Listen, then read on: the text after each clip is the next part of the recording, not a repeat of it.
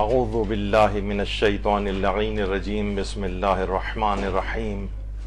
الحمد للہ وکفی وسلام علی عبادہ الذین اصطفی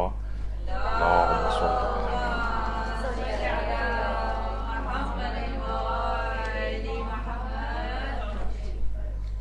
محمد و آل محمد علیہ السلام پر درود کے فضائل اور اس کے فقہی احکام کا درس نمبر 2۔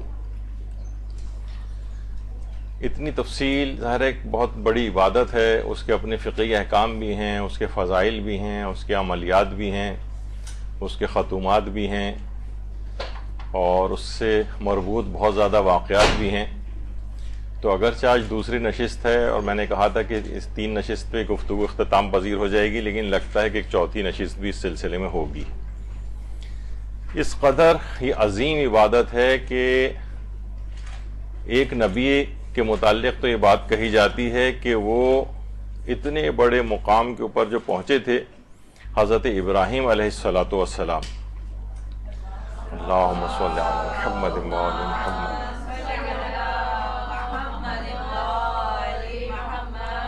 حضرت ابراہیم علیہ السلام کی قبر مبارک ان سے منسوب ہے، جو کہ اس وقت ایک غاصب حکومت کے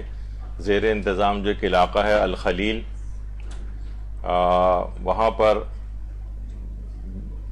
آپ کو پتہ ہے کہ اس وقت کتنے ظلم و بربریت کا ایک دورہ ہوا ہوا ہے۔ پروردگار وہاں کی مظلوم قوم کو اس عذاب سے نجات دلا دے جلد سے جلد۔ تو الخلیل کا علاقہ ہے، وہاں پر ان کی ایک منسوب قبر مبارک ہے حضرت ابراہیم کی۔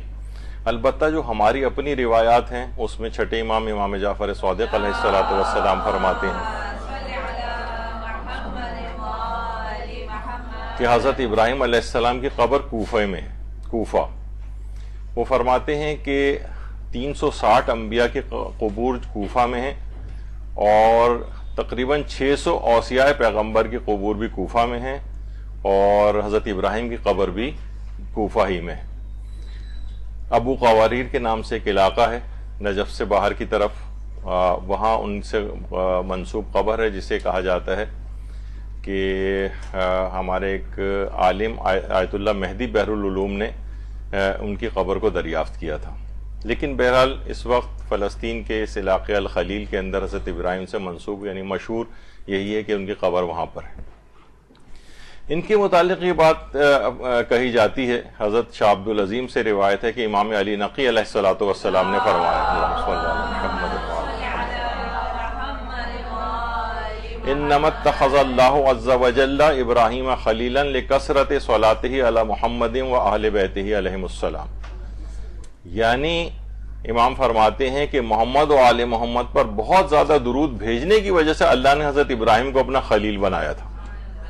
اللہم صل علی محمد و آل محمد۔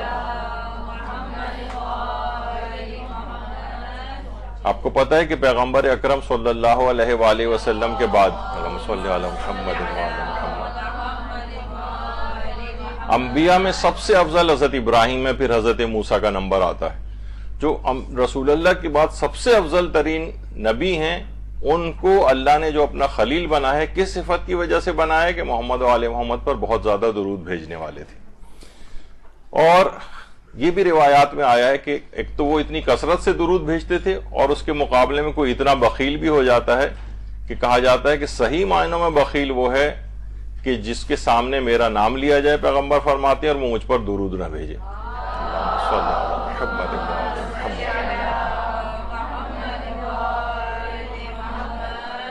تو کثرت کے ساتھ درود اس لحاظ سے بھیجنا چاہیے۔ اور امام علی رضا علیہ السلام بھی فرماتے ہیں، اللہم صل علی محمد و آل محمد، کہ جو شخص ایسے اعمال بجا نہ لا سکتا ہو جس سے اس کے گناہوں کا کفارہ ادا ہو سکے، تو اسے چاہیے کہ کثرت کے ساتھ محمد و آل محمد پر درود بھیجا کرے، کیونکہ اس طرح گناہوں کا قلع قما ہو جاتا ہے، گناہ بالکل نابود ہو جاتے ہیں۔ کیونکہ ایک ایک گناہ کو الگ الگ ٹارگٹ کر کے پھر اس کو معاف کروانا، اس کے کفارے ادا کرنا، اس کے اثرات کو معاف کروانا، بعض اوقات یہ ہوتا ہے کہ انسان اس کو بجا نہیں لا سکتا ہے، تو کم سے کم اسے یہ چاہیے کہ وہ کثرت کے ساتھ درود بھیجے تاکہ وہ تمام گناہ اور اس کے اثرات محو ہو جائیں اور ختم ہو جائیں اور آئندہ بھی گناہ کرنے کی کوئی نوبت باقی نہ رہے۔ اور یہ بات بھی آیت اللہ سید محمد حسین طباطبائی صاحب تفسیر المیزان سے منسوب ہے کہ کہتے تھے جب بھی مشکلات و پریشانیوں میں گرفتار ہو جاؤ تو درود کا ایک سیلاب روانہ کرو، یہ سیلاب تمہاری ساری مشکلات اور پریشانیوں کو بہا کر لے جائے گا۔ یعنی ایک تو ہوتا ہے نا کہ اچھا اس میں جب بھی کہا جاتا ہے کہ مثلا 14,000 دفعہ درود پڑھنا یا مثلا 1,00,000 دفعہ پڑھنا، اور بہت سے افراد تو 1 کروڑ دفعہ درود پڑھنے کا بھی اہتمام کرتے ہیں اور اس کی ایک چین چلاتے ہیں کہ اتنے افراد اور ایک کو ایلوکیٹ کرتے ہیں کتنی دفعہ درود پڑھنے تاکہ 1 کروڑ دفعہ درود گویا ایک سیلاب روانہ ہو جائے گا اور ساری مشکلات کو دفع کر دے گا۔ اور یہ بھی پیغمبر اکرم صلی اللہ علیہ وآلہ وسلم فرماتے ہیں کہ جو شخص بھی ہر روز شوق و محبت کی بنا پر مجھ پر صلوات بھیجے گا تو خدا پر ضروری ہو جائے گا کہ اسے بخش دے اسی دن یا اسی شب میں، یعنی پھر زیادہ وقت نہیں لگے، تو شوق اور محبت کی بنا پر ہر روزانہ اس کو اپنا وہ وتیرہ بنا لینا چاہیے، طریقہ بنا لینا چاہیے کہ انسان شوق و محبت کے ساتھ درود پیغمبر کے اوپر بھیجا کرے۔ اور یہ بھی فرمایا کہ جو شخص مجھ پر 1 مرتبہ درود بھیجتا ہے اللہ اس پر عافیت کے دروازے کھول دیتا ہے۔ اچھا آپ کو پتا ہے کہ عافیت جو ہے یہ ایک ایسا لفظ ہے کہ کچھ الفاظ ایسے ہیں جن کے کسی اور زبان میں جس کے معنی ممکن نہیں ہیں اتنی ہماگیری کے ساتھ جو اصل عربی زبان میں ہے، عافیت اسی کے اندر سے ایک ہے۔ اسی طرح سے جیسے آپ اذان میں آتا ہے حی علی الفلاح، فلاح جتنی یعنی اس کو کسی بھی زبان میں ترجمہ کریں وہ اتنی وسعت نہیں رکھتا ہے جتنا لفظ فلاح کے اپنے اندر موجود ہے۔ تو اسی طریقے سے عافیت یعنی دنیا اور آخرت کی ہر پریشانی سے نجات اور ہر خیر اس کے اندر عافیت کے لفظ کے اندر جمع ہو جاتی ہے۔ فرمایا جو مجھ پر 1 مرتبہ درود بھیجتا ہے اللہ اس پر عافیت کے دروازے کھول دیتا ہے، یعنی دنیا و آخرت کی ہر شر اور خرابی کو اس سے دور کر دیتا ہے اور دنیا و آخرت کی ہر خیر اس کو عطا کر دیتا ہے۔ اس کو اللہم صلی علی محمد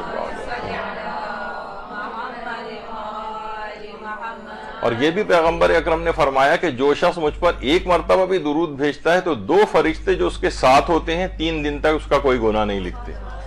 یعنی اس کے معنی یہ نہیں ہے کہ بہت سے لوگ فوراً اس قسم کی روایت پڑھ کے ایک دم سے بھڑک جاتے ہیں اور کہتے ہیں گویا آپ یہ لوگوں کو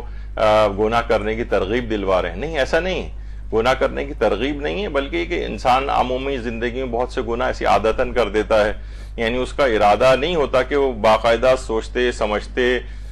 جو ہے وہ کہ میں یہاں پر اللہ کی نافرمانی کر رہا ہوں، نہیں، ایسا خیال نہیں ہوتا، بلکہ اس سے ہو جاتے ہیں گناہ، بے اختیار ہو جاتے ہیں۔ تو اس قسم کے جو گناہ ہیں وہ پھر 3 دن تک فرشتے اس کے نہیں لکھتے ہیں، اس سے اللہ صرف نظر سے کام لیتا ہے۔ تو درود پڑھنے کی ایک زبردست قسم کی برکت یہ بھی ہے۔ تفسیر نور الثقلین میں بھی یہی روایت ہے۔ اور ایک روایت میں ہمارے 5ویں امام محمد باقر علیہ السلام فرماتے ہیں کہ جب قیامت آئے گی تو خدا ابتدا سے انتہا تک اپنی تمام مخلوقات کو جمع کرے گا، اس وقت ایک منادی ندا دے گا، اگر رسول اللہ پر کسی کا حق ہے تو وہ کھڑا ہو جائے، بس ایک گروہ کھڑا ہو جائے گا، ان سے پوچھا جائے گا کہ تمہارا کون سا حق پیغمبر پر ہے؟ وہ جواب دیں گے ہم آن حضرت کے بعد ان کے اہل بیت پر درود بھیجا کرتے تھے۔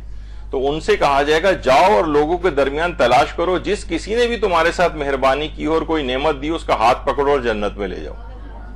تو کتنا عظیم اس کا ثواب ہے، کتنا عظیم ثواب ہے کہ گویا جو درود بھیجتا ہے اس کا پیغمبر اکرم کے اوپر ایک حق بن جاتا ہے، یعنی پیغمبر ایک لحاظ سے گویا اس کے مقروض ہو جاتے ہیں، یا جسے کہا جائے کہ یعنی ان کے گردن پہ اس آدمی کا ایک حق آ جائے گا، اس کا حق کو کیسے ادا کیا جائے گا؟ جاؤ کسی کا بھی ہاتھ پکڑو اور اپنے ساتھ جنت میں لے جاؤ، جس نے بھی تمہارے ساتھ تھوڑی سی بھی مہربانی کی ہے، کوئی نعمت دی ہے، لے جاؤ اس کو اپنے ساتھ۔ اتنا بڑا یہ ثواب اور فائدہ ہے۔ حضرت عمار یاسر سے جو ایک روایت ہے، دیکھیے حضرت عمار یاسر کا یہ روضہ اور زری ہے شام کے علاقے رقہ میں، جہاں پر داعش والوں نے حملہ کیا تھا اور اس کو جو ہے وہاں پر بوم بلاسٹ جو ہے وہ ہوا تھا، اور کتنا حضرت اویس قرنی کا روضہ بھی نقصان پہنچا تھا، اور عمار یاسر کا روضہ بھی بہت زیادہ وہاں پر نقصان اس کو پہنچا تھا۔ تو ایک روایت ہے حضرت عمار یاسر نے جو روایت کی ہے کہ پیغمبر اکرم صلی اللہ علیہ وآلہ وسلم نے فرمایا کہ ایک فرشتہ پروردگار عالم نے خلق کیا ہے جس کا کام یہ ہے کہ اور وہ میرے دنیا سے رخصت ہونے کے بعد بھی قیامت تک میری قبر پر رہے گا، اور اس کا کام یہ ہے، پیغمبر فرماتے ہیں کہ جب بھی کوئی شخص درود پڑھتا ہے تو اس کا اور اس کے والد کا نام لے کر مجھے وہ اطلاع دیتا ہے کہ فلاں ابن فلاں نے آپ پر درود بھیجا ہے، اور پھر درود بھیجیے محمد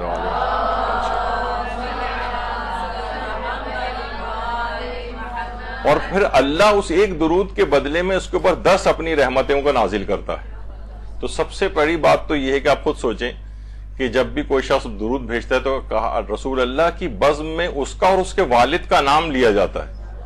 کہا کہ یا رسول اللہ، وہ آ کر کہتا ہے کہ فلاں ابن فلاں نے آپ پر درود بھیجا ہے، تو لوگ علماء یہی کہتے ہیں کہ سب سے پہلے تو یہی کس قدر سعادت کی بات ہے کہ ان کی بزم میں ہمارا اور ہمارے والد کا نام لیا جائے۔ پھر اللہ 10 رحمتیں نازل کرتا ہے۔ پھر مثلا آپ بھی دیکھیں، اگر آپ کسی کو کوئی تحفہ دیتے ہیں تو وہ کوئی اگر بادشاہ بھی ہے تو وہ آپ کی حیثیت کے مطابق نہیں دیتا، پھر وہ اپنی حیثیت کے مطابق عطا کرتا ہے۔ تو پیغمبر اکرم اور پروردگار عالم اس پر 10 گنا رحمتیں نازل کرتا ہے، اور یہ کریم شخصیت پیغمبر اکرم کی کیا کچھ اسے عطا نہ فرماتے ہوں گے اور کس قدر خوش ہوتے ہوں گے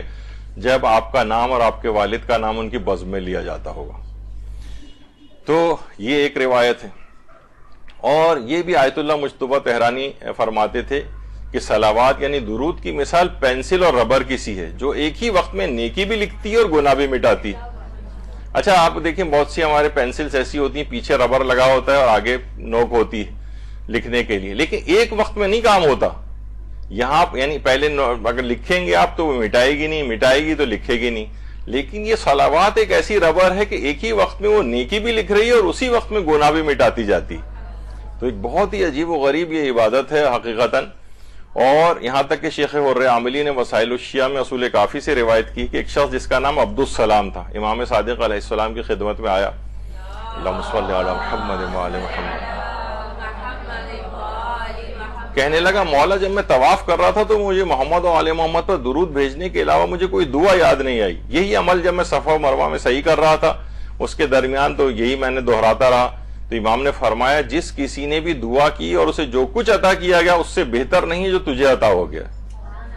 یعنی اس کو کوئی اور دعا نہیں۔ ورنہ آپ کو پتا ہے کہ جب انسان طواف کرتا ہے تو ہر طواف میں مثلا حجر اسود کے سامنے سے گزرے تو یہ دعا پڑھے، اور حتیم کے سامنے سے گزرے تو یہ دعا پڑھے، اور میزاب کے سامنے سے گزرے تو یہ دعا پڑھے، اس کارنر کے اوپر یہ دعا پڑھے، پورا ایک دعاؤں کا ایک سلسلہ ہے۔ اس نے کہا مجھے کوئی دعا یاد نہیں تھی۔ اسی طریقے سے صحیح کی ہر شوق کے لیے الگ الگ دعائیں ہیں، الگ سے لوگوں کو پمفلیٹ اور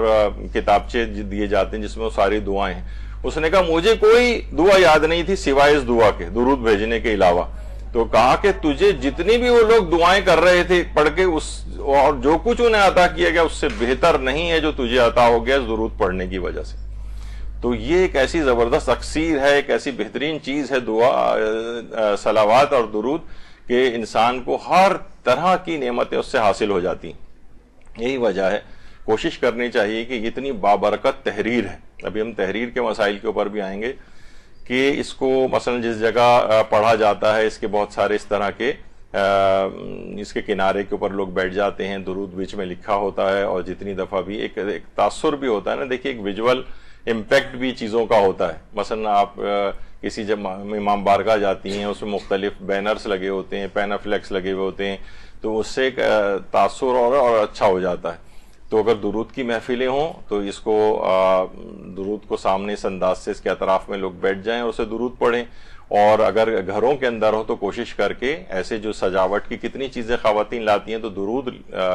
کی جو سجاوٹ والی چیزیں اسے دیواروں کے اوپر لگائیں آپ، اس سے ایک برکتیں گھر کے اندر نازل ہوں گی۔ آپ اس طرح کی درود لکھے ہوئے یا تو منگوائیں، کیلیگرافیز ہوتی ہیں اور اس طرح سے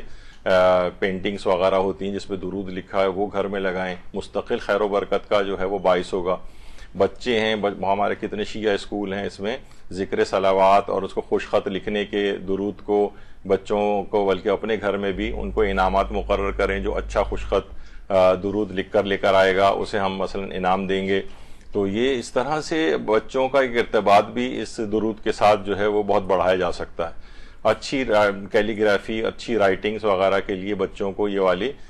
چیز دی جا سکتی ہے، ٹاسک دیا جا سکتا ہے، اس پہ انعامات جو ہے وہ مقرر کیے جا سکتے ہیں. تو بہرحال اسی طرح سے دیکھیے چیزیں جو ہے نا اسلامی اقدار رائج ہوتی ہیں، دماغ اسلامی بنتا ہے،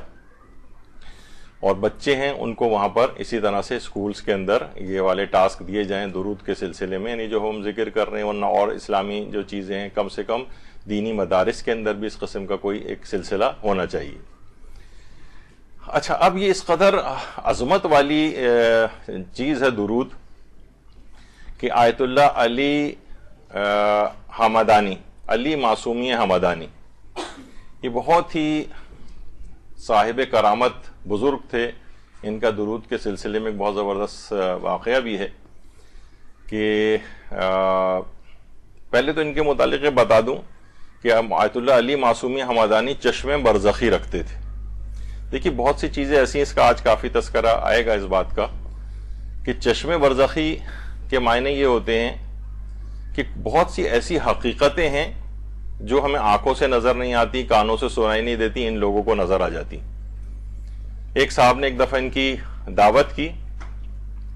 اور بھنے ہوئے گوشت کی دعوت کی، کہا کہ ہم آیت اللہ علی معصومی حمدانی کو بلائیں گے. اچھا دعوت تھی، اس میں بھنا ہوا گوشت تو مین ڈش کے طور پر تھا ہی، لیکن کچھ اور بھی دال سبزی وغیرہ بھی تھی.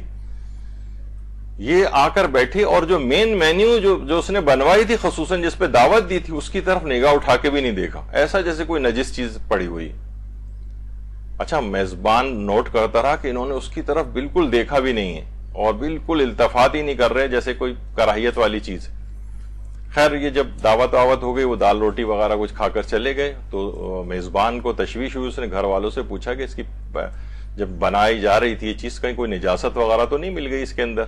گھر والوں نے کہا نہیں، ہم نے ویسے ہی اہتمام کیا جس طرح اور کھانوں کا کرتے ہیں. اس میزبان کو اور تجسس ہوا، وہ اس قصائی کے پاس گیا جہاں سے وہ گوشت خرید کر لے کر آیا تھا. کہا کہ تم یہ بتاؤ کہ گوشت کس طرح کا تھا؟ اس نے کہا دیکھیے میں آپ کو واضح بتا رہا ہوں کہ گوشت، یہ جانور میں نے خود ذبح نہیں کیا تھا، میرے پاس گوشت ختم ہو گیا تھا تو میں کہیں اور سے کسی اور کا ذبح کیا ہوا گوشت یہاں پر لا کے میں نے بیچا ہے. اب میزبان کو اور زیادہ انکوائری، اس کو وہ ہوا، تجسس ہوا، تو وہ اس دوسرے قصائی کے پاس گئے اور کہا کہ تم یہ بتاؤ کہ تم نے جانور کو کیسے ذبح کیا. تو پہلے تو اس نے انکار کرتا رہا، لیکن بعد میں جب زیادہ اصرار کیا تو اس نے کہا کہ اصل مسئلہ یہ کہ جو بھیڑ یہ تھی تو یہ رسی توڑا کر کسی جگہ سے بھاگی اور کہیں اس کی رسی جو ہے وہ پھنس گئی اور اس طرح سے پھنسی کہ اس کا گلا گھٹ گیا، اس طرح پھانسی ہو جاتی ہے اور یہ اسی میں ہی گلا گھٹنے کی وجہ سے مر گئی، یعنی میں نے ذبح نہیں کی تھی. اور لیکن کیونکہ مہنگا بہت جانور تھا تو ہم نے اسی کو کاٹ کر اور اس کا گوشت جو ہے دکانوں پر تقسیم کر دیا. تو اب اس کو سمجھ آیا کہ آیت اللہ علی معصومی حمدانی اس وجہ سے اس جانور کی طرف التفات نہیں کر رہے تھے، یعنی ایسی زبردست چشم برزخی ان کی تھی. یہ خود بتاتے ہیں کہ ایک دفعہ ایک بوڑھا شخص ایک دفعہ آیا خمس کے معاملے میں آیت اللہ علی معصومی حمدانی کے پاس. اب یہ آیت اللہ علی معصومی حمدانی نے خود ذکر کیا، کہا کہ اتنی زبردست اس کے پاس سے خوشبو آ رہی تھی کہ میں نے حیران ہو کر پوچھا کہ کس قسم کی خوشبو ہے، میں نے تو آج تک کبھی نہیں سونگھی، یہ کہاں سے تم نے یہ لگائی ہے؟ اس نے کہا آغا یہ ایک بہت ایک واقعہ ہے اس کے پیچھے، آج تک یہ میں نے کسی سے بھی ذکر نہیں کیا، آپ سے پہلی دفعہ ذکر کر رہا ہوں. وہ یہ کہ میں کثرت کے ساتھ درود پڑھا کرتا تھا. اللہم صلی علی محمد وعلی محمد. ایک رات میں نے خواب میں دیکھا کہ پیغمبر اکرم اب کچھ اصحاب کے ساتھ بیٹھے ہوئے ہیں، بہت سارے لوگ ان کے اطراف میں ہیں، اور پیغمبر ایک جملہ ارشاد فرما رہے ہیں کون ہے جو مجھ پر سب سے زیادہ درود بھیجتا ہے؟ تو انہوں نے کہا کہ کوئی بھی حاضرین میں سے بولا نہیں، میں بولنا چاہتا تھا لیکن میں اس وجہ سے رک گیا کہ ممکن ہے کہ مجھ سے زیادہ بھی کوئی کثرت کے ساتھ درود بھیجتا ہو. پیغمبر اکرم نے پھر اپنا سوال دہرایا، پھر میں خاموش رہا، حاضرین بھی خاموش رہے. جب تیسری دفعہ پیغمبر اکرم نے اپنا سوال دہرایا تو میں بلند ہوا اپنی جگہ سے اور کہا کہ یا رسول اللہ میں آپ پر کثرت سے درود بھیجتا ہوں. پیغمبر آگے بڑھے اور میرے چہرے کے اوپر بوسہ دیا، اور اس کے بعد سے یہ اتنی زبردست خوشبو میرے پاس سے آ رہی ہے کہ میں نے تو آج تک کبھی کوئی عطر بھی استعمال نہیں کیا ہے. تو آیت اللہ علی معصومی حمدانی جیسا عالم عارف، یعنی تو حقیقتاً آپ کو یاد ہوگا کہ اس سے پہلے بھی ہم نے علی اکبر نہاوندی کا جو پچھلی دفعہ بھی گفتگو میں واقعہ نقل کیا تھا، تو وہ بھی ایک میں نے تو یہ کہا تھا کہ ایک شخص کا جو خواب نقل کیا تھا اصل میں ایک عالم محمد ابن سعید تھے، اور فضائل برکات صلوات کے نام سے جو کتاب ہے اس میں علی اکبر اصفہانی کے حوالے سے علامہ علی اکبر اصفہانی نے علی باقر اصفہانی نے اس واقعے کو نقل کیا ہے، محمد ابن سعید جو ایک عالم دین تھے ان کے حوالے سے۔ تو یہ خوشبو آنے کا واقعہ جو ہے یہ بہت سے حوالوں سے ہے۔ اور کیمیائے محبت کے نام سے جو ایک شیخ رجب علی خیاط جنہیں نیکو گویان کے نام سے یاد کیا جاتا ہے، اور ان کی جو سوانح حیات ہے اس پر آقا ری شاہری جو بہت بڑے محدث اور احادیث کے لحاظ سے ان کا بہت بڑا کام ہے، آقا ری شاہری، انہوں نے ان کی سوانح جو ہے وہ پوری کتاب لکھی ہے کیمیائے محبت کے نام سے۔ اس میں رجب علی خیاط جو کہ بڑے عالم عارف کہے جاتے ہیں، یعنی ویسے تو اس طور پر عالم نہیں تھے لیکن عرفا میں ان کا بڑا شمار ہوتا ہے، وہ یہ کہا کرتے تھے اگر کوئی شخص اپنی طول عمر میں یعنی دن و رات کثرت کے ساتھ پیغمبر اکرم پر صلوات بھیجے تو یہ لازمی اس بات کا نتیجہ نکلے گا کہ مرنے سے پہلے رسول اکرم اس کا بوسہ لیں گے آ کر۔ اللہم صل علی محمد۔ اور شیخ رجب علی خیاط یہ بھی فرماتے تھے کہ جو سالک ہوتا ہے نا، جو روحانی مدارج طے کر رہا ہوتا ہے، اصل میں یہ جو پرواز کر رہا ہوتا ہے روحانی دنیا میں، اس کے دو بالوں پر ہوتے ہیں، دو بالوں پر، ایک استغفار ہے ایک پر کا نام، اور ایک پر کا نام ہے صلوات۔ یہ دونوں جب تک کام کرتے رہتے ہیں مستقل، یہ استغفار کرتا رہے اور صلوات بھیجتا رہے، یہ پرواز کرتا رہتا ہے روحانی دنیا میں۔ یہ باقاعدہ ان کا جملے ہیں شیخ رجب علی خیاط کے کہ دو بالوں پر ہیں سالک کے، استغفار اور صلوات۔ یعنی عموماً دیکھیں جہاز بھی اگر چلتا ہے اس کے دو پر ہوتے ہیں، ایک پر بھی اگر کہیں گر جائے ڈیمیج ہو جائے تو وہ پرواز اسموتھ اور ہموار نہیں ہوتی، پھر کریش لینڈنگ کرنا پڑتی ہے، وہ گر جاتی۔ تو ان میں سے کوئی بھی ایک اگر پر کام نہ کرے سالک کا، یعنی جو پرواز کر رہا ہے روحانی دنیا میں اپنے مقام کو مینٹین کرنے کے لیے، تو اس کے دونوں پروں کی سلامتی ضروری ہے جو کہ صلوات سے اور استغفار کے ذریعے انجام پاتی ہیں۔ بانو مجتہدہ امین، ان کا کتنی دفعہ ہم تذکرہ کرتے رہتے ہیں، عورتوں میں جو مجتہدہ گزری اور اتنی زبردست ان کی شخصیت تھی، حجاب ایسا زبردست تھا کہ اصفہان میں جو ان کا روضہ ہے وہ بھی ایک عورت جس طرح چادر پہن کر کھڑی ہوتی ہے اس انداز کا بنایا گیا ہے اصفہان کے اندر، بانو امین اصفہانی کا۔ انہوں نے ایک تفسیر قرآن بھی لکھی ہے، عورتوں میں شاید یہ واحد عورت تاریخ اسلام میں گزری ہیں جنہوں نے پوری ایک تفسیر قرآن لکھی ہے مخزن العرفان کے نام سے۔ 15 والیوم کے اندر یہ تفسیر ہے، تفسیر مخزن العرفان۔ اردو ترجمہ اس کا نہیں ہوا ہے لیکن یہ بہت ہی زبردست ایک تفسیر شمار کی جاتی ہے۔ آیت اللہ محمد علی ناصری ان کے متعلق گواہی دیتے ہیں، خانم کے متعلق، بانو امین اصفہانی کے متعلق ان کی گواہی ہے کہ خانم چشم برزخی رکھتی تھیں، ایسی بہت ساری حقیقتوں سے آگاہ تھیں کہ جو عام طور پر جنہیں انسانی کان درک نہیں کر سکتے، آنکھیں جن تک نہیں جا سکتی، وہ ان کو درک کر لیتی تھیں۔ یہی وجہ ہے کہ خانم سرکار قاضی، یہ تو خیر بانو امین اصفہانی ہے، خانم سرکار قاضی ان کی ایک شاگردہ جو ہیں وہ ہیں، ان کی شاگردہ بھی بڑے علمی مقام پر تھیں۔ وہ کہتی ہیں جب یہ بیمار تھیں بانو امین اصفہانی تو میں ان کے پاس ان کی عیادت کے لیے گئی تو بانو نے مجھ سے درخواست کی کہ مجھ پر میرے ہاتھ پہ ہاتھ رکھ کے 7 مرتبہ الحمد پڑھو، اور یہ عیادت کے مستحبات میں سے بھی ہے کہ جو اس کی پیشانی پہ ہاتھ رکھ کر یا ہاتھ پہ ہاتھ رکھ کر سورہ الحمد پڑھی جائے۔ تو خانم سرکار قاضی کہتی ہیں جیسی میں نے سورہ الحمد پڑھنی شروع کی، خانم کے گھر کے صحن کے جو درخت لگے ہوئے تھے وہاں سے بھی سورہ الحمد پڑھنے کی آوازیں آنے لگیں۔ تو کہہ رہے میں حیران اور ششدر ہو کے رہ گئی، میں نے گھبرا کر خانم سے پوچھا خانم یہ میں کیا سن رہی ہوں، یہ کیسی آوازیں ہیں جو ہیں وہ آ رہی ہیں درختوں سے؟ تو خانم نے کہا کہ تمہیں خدا کا شکر ادا کرنا چاہیے کہ آج اللہ نے بہت ساری جو پوشیدہ حقیقت تھی وہ تم پر جو ہے آج آشکار کر دی، کیونکہ خانم خود اپنے کانوں سے بھی تسبیح موجودات کی آوازیں سنا کرتی تھیں۔ تو اتنی یہ زبردست ان کی جو ہے وہ شخصیت تھی۔ اور خانم کا جب یہ خود بانو امین اصفہانی کا انتقال ہو گیا تو بہت سے افراد نے ان کو اپنے خواب میں دیکھا اور پوچھا کہ عالم آخرت میں سب سے بہترین عمل آپ کسے سمجھتی ہیں، یعنی جو سب سے زیادہ کارآمد عمل ہے؟ تو خانم نے یہ جواب دیا کہ اگر مجھے یہ پتا ہوتا کہ درود کتنا بڑا خزانہ ہے تو میں ساری عمر فقط درود پڑھتی رہتی اور کوئی کام نہ کرتی. اللہم صلی علی محمد.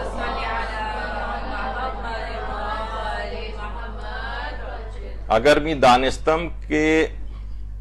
درود یا صلوات چے گنجی است تمام عمر صلوات میں فرستادم. کہتی ہیں کہ میں جو ہے اگر مجھے پتا ہوتا ہے کہ اتنا بڑا خزانہ ہے یہ درود تو اپنی ساری عمر میں سوائے میں درود بھیجنے کے کوئی اور کام نہ کرتی. تو یہ اس لحاظ سے ایک بہت ہی زبردست ایک عبادت ہے. اس کو ہمیشہ آپ نے دیکھا کہ اتنے بڑے بڑے علماء عرفاء نے اس درود کو اس انداز سے جو ہے وہ نقل کیا ہے. اچھا یہ جو آپ نے دیکھا ابھی بات سنی تھی کہ ان کو درخت سے تسبیح کی آوازیں اور یہ سورہ فاتحہ پڑھنے کی درخت سے آوازیں آ رہی تھیں. اصل میں تسبیح موجودات کہلاتی ہے. قرآن میں جا بجا آیا ہے کہ یسبح للہ ما فی السماوات و ما فی الارض. زمین و آسمان میں کوئی بھی چیز ایسی نہیں ہے جو اللہ کی تسبیح نہ کرتی. تو آیت اللہ طباطبائی نے تفسیر المیزان میں ایک طویل بحث کے بعد لکھا ہے کہ حق یہ ہے کہ موجودات کی تسبیح ایک حقیقت ہے اور لفظ اور آواز کے ساتھ ہے. اس میں لفظ بھی ہیں اور آواز بھی ہے لیکن ہمیں وہ سنائی نہیں دیتی. ہمارے مادیات کے پردے اتنے زیادہ ہیں, گناہ اتنے زیادہ ہیں کہ ہم وہ کانوں سے اپنے نہیں سنتے. لیکن جن کے وہ حجابات دور ہو جائیں, دیکھیے عام طور پر بھی یہ ہوتا ہے مثلا سائنسی لحاظ سے بھی کہ 20 ہرٹز جو فریکوینسی ہوتی ہے آواز کی, اس سے اگر کم ہو تو یہ بھی انسانی کان نہیں سن سکتے, اور 20 کلو ہرٹز سے اوپر چلی جائے اگر کلو ہرٹز سے تو اس کو بھی انسانی کان نہیں سن سکتے. تو تسبیح موجودات یعنی ان میں آواز اس کا مطلب ہے لیکن آپ کے کان نہیں سن پا رہے ہیں. تو ان فرماتے ہیں کہ آواز بھی ورنہ اس کے اندر ہے, لفظ بھی ہے. انسان اگر اپنے مادیات کے پردے چاک کر دے, گناہوں سے اپنے آپ کو جو ہے بچا لے, تو ان تسبیح موجودات کی جو آوازیں ہیں وہ اپنے کانوں سے بھی سن سکتا ہے. کتنے علماء کے اس میں ملتا ہے کہ جناب ان کے درخت جو ان کے گھروں میں لگے ہوتے تھے, تسبیح سبحان القدوس و ربنا القدوس کی آوازیں جو ہیں عرفاء نے اپنے کانوں سے وہ سنی. اور ابھی بھی آپ دیکھیں جو قرآن کے اندر بھی اس کی مثلا ایک نظیر ملتی ہے کہ جب حضرت سلیمان کا لشکر گزر رہا تھا تو ایک چیونٹی نے اپنی ساتھی چیونٹیوں سے کیا کہا تھا, جلد سے جلد اپنے بلوں میں گھس جاؤ اور ایسا نہ ہو کہ سلیمان کا لشکر تمہیں رون ڈالے. اب بتائیں چیونٹی کی آواز آج تک کبھی کسی نے سنی؟ کسی جگہ کوئی آواز اس کی نہیں ہے. لیکن قرآن نے اس کی مثال دی ہے کہ چیونٹی نے کہا اور داماد سب چیونٹیوں نے سنا. حضرت سلیمان کیونکہ چیونٹیوں کی زبان سمجھتے تھے اور ان کی اتنی زیادہ سماعت اللہ کی طرف سے ان کو تھی کہ چیونٹی کی آواز بھی جو ہے وہ سن پا رہے تھے. تو کائنات کی ہر شے اس طرح سے تسبیح کرتی ہے. بانو امین اصفہانی اس مقام پہ تھیں کہ خود آیت اللہ محمد علی ناصری فرماتے ہیں کہ وہ چشم برزخی بھی رکھتی تھیں اور ان کے کان بھی اس قسم کی صداؤں کو, تسبیح موجودات کو سنا کرتے تھے. تو بہرحال آپ نے دیکھا کہ درود کا انہوں نے کس طریقے سے چیز بتائی. اچھا آپ دیکھیں درود و صلوات پڑھنے کے بڑے خاص قسم کے مواقع بھی ہیں. ویسے تو ہر وقت انسان کو پڑھنا چاہیے, ہر وقت کوشش کرنی چاہیے کہ وہ زیادہ سے زیادہ درود وغیرہ پڑھتا رہے. تو خاص جو مواقع ہیں اس میں ایک تو یہ ہے کہ جب بھی اللہ کو یاد کیا جائے.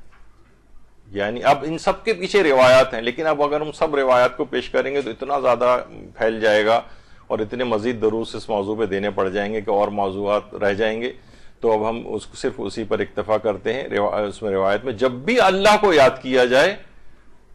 اس کے بعد صلوات ضرور پڑھی جائے, یعنی اللہ کے ساتھ ساتھ محمد و آل محمد کا تذکرہ. اسی طرح سے ہر نماز کے بعد دیکھیں, ہم ہر نماز کے بعد ویسے بھی ہمارے ہاں جیسی نماز ختم ہوتی ہے,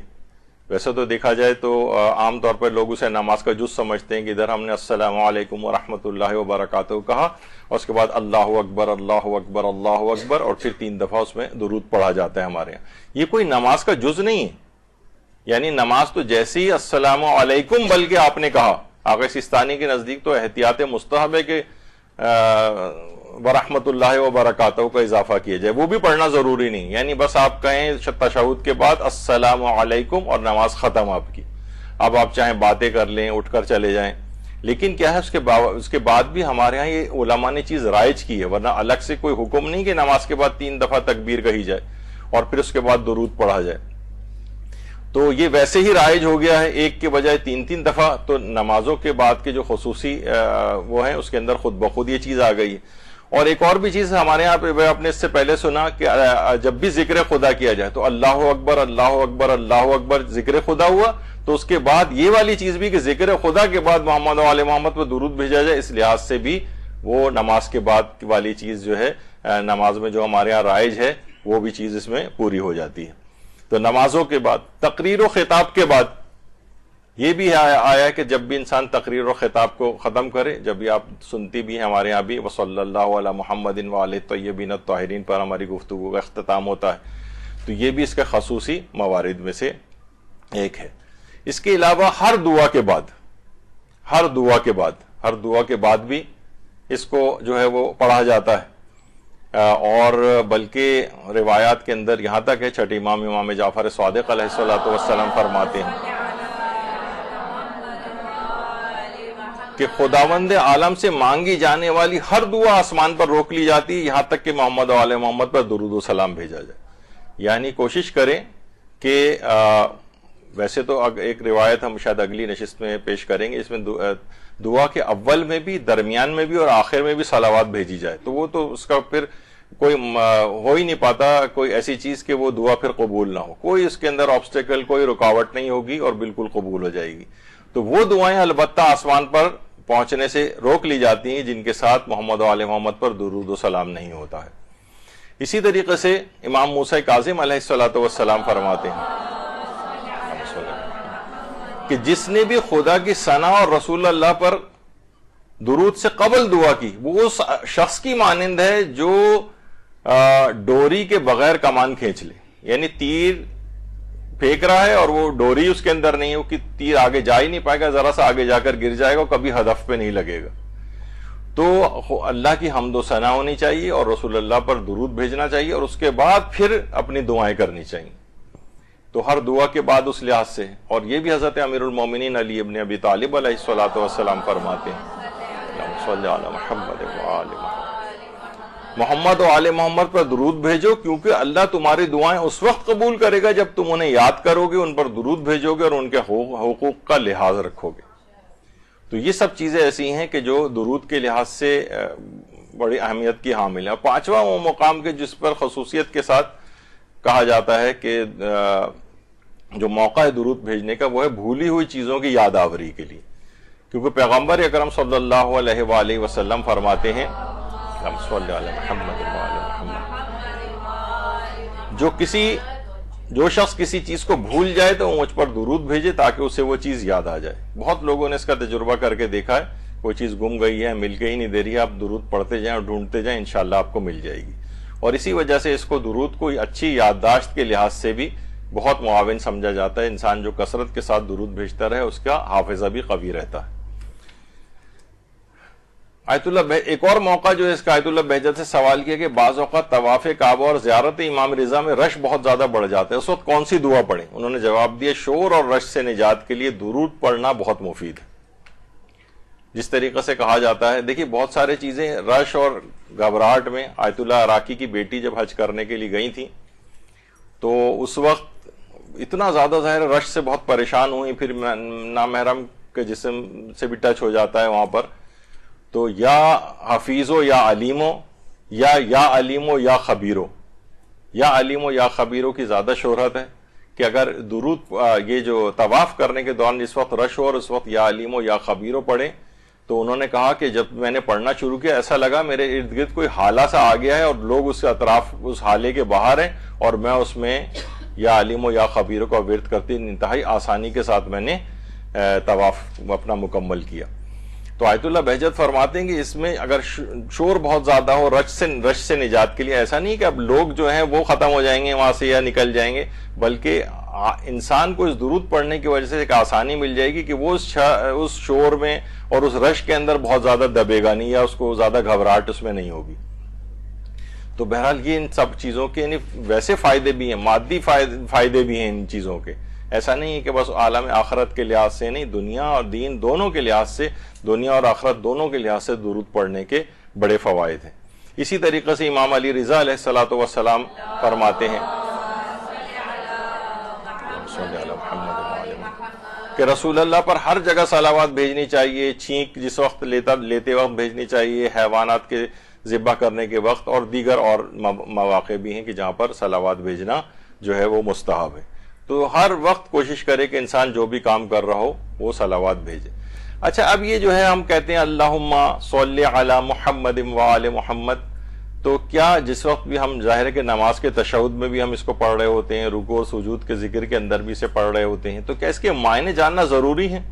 آیت اللہ خوئی سے بھی یہ سوال پوچھا گیا کہ بہت سے لوگ اس طرح سے نماز پڑھ رہے ہوتے ہیں کہ انہیں خود درود کے معنی نہیں پتہ ہوتے کہ جو ہم پڑھ رہے ہیں یہ کیا ہے۔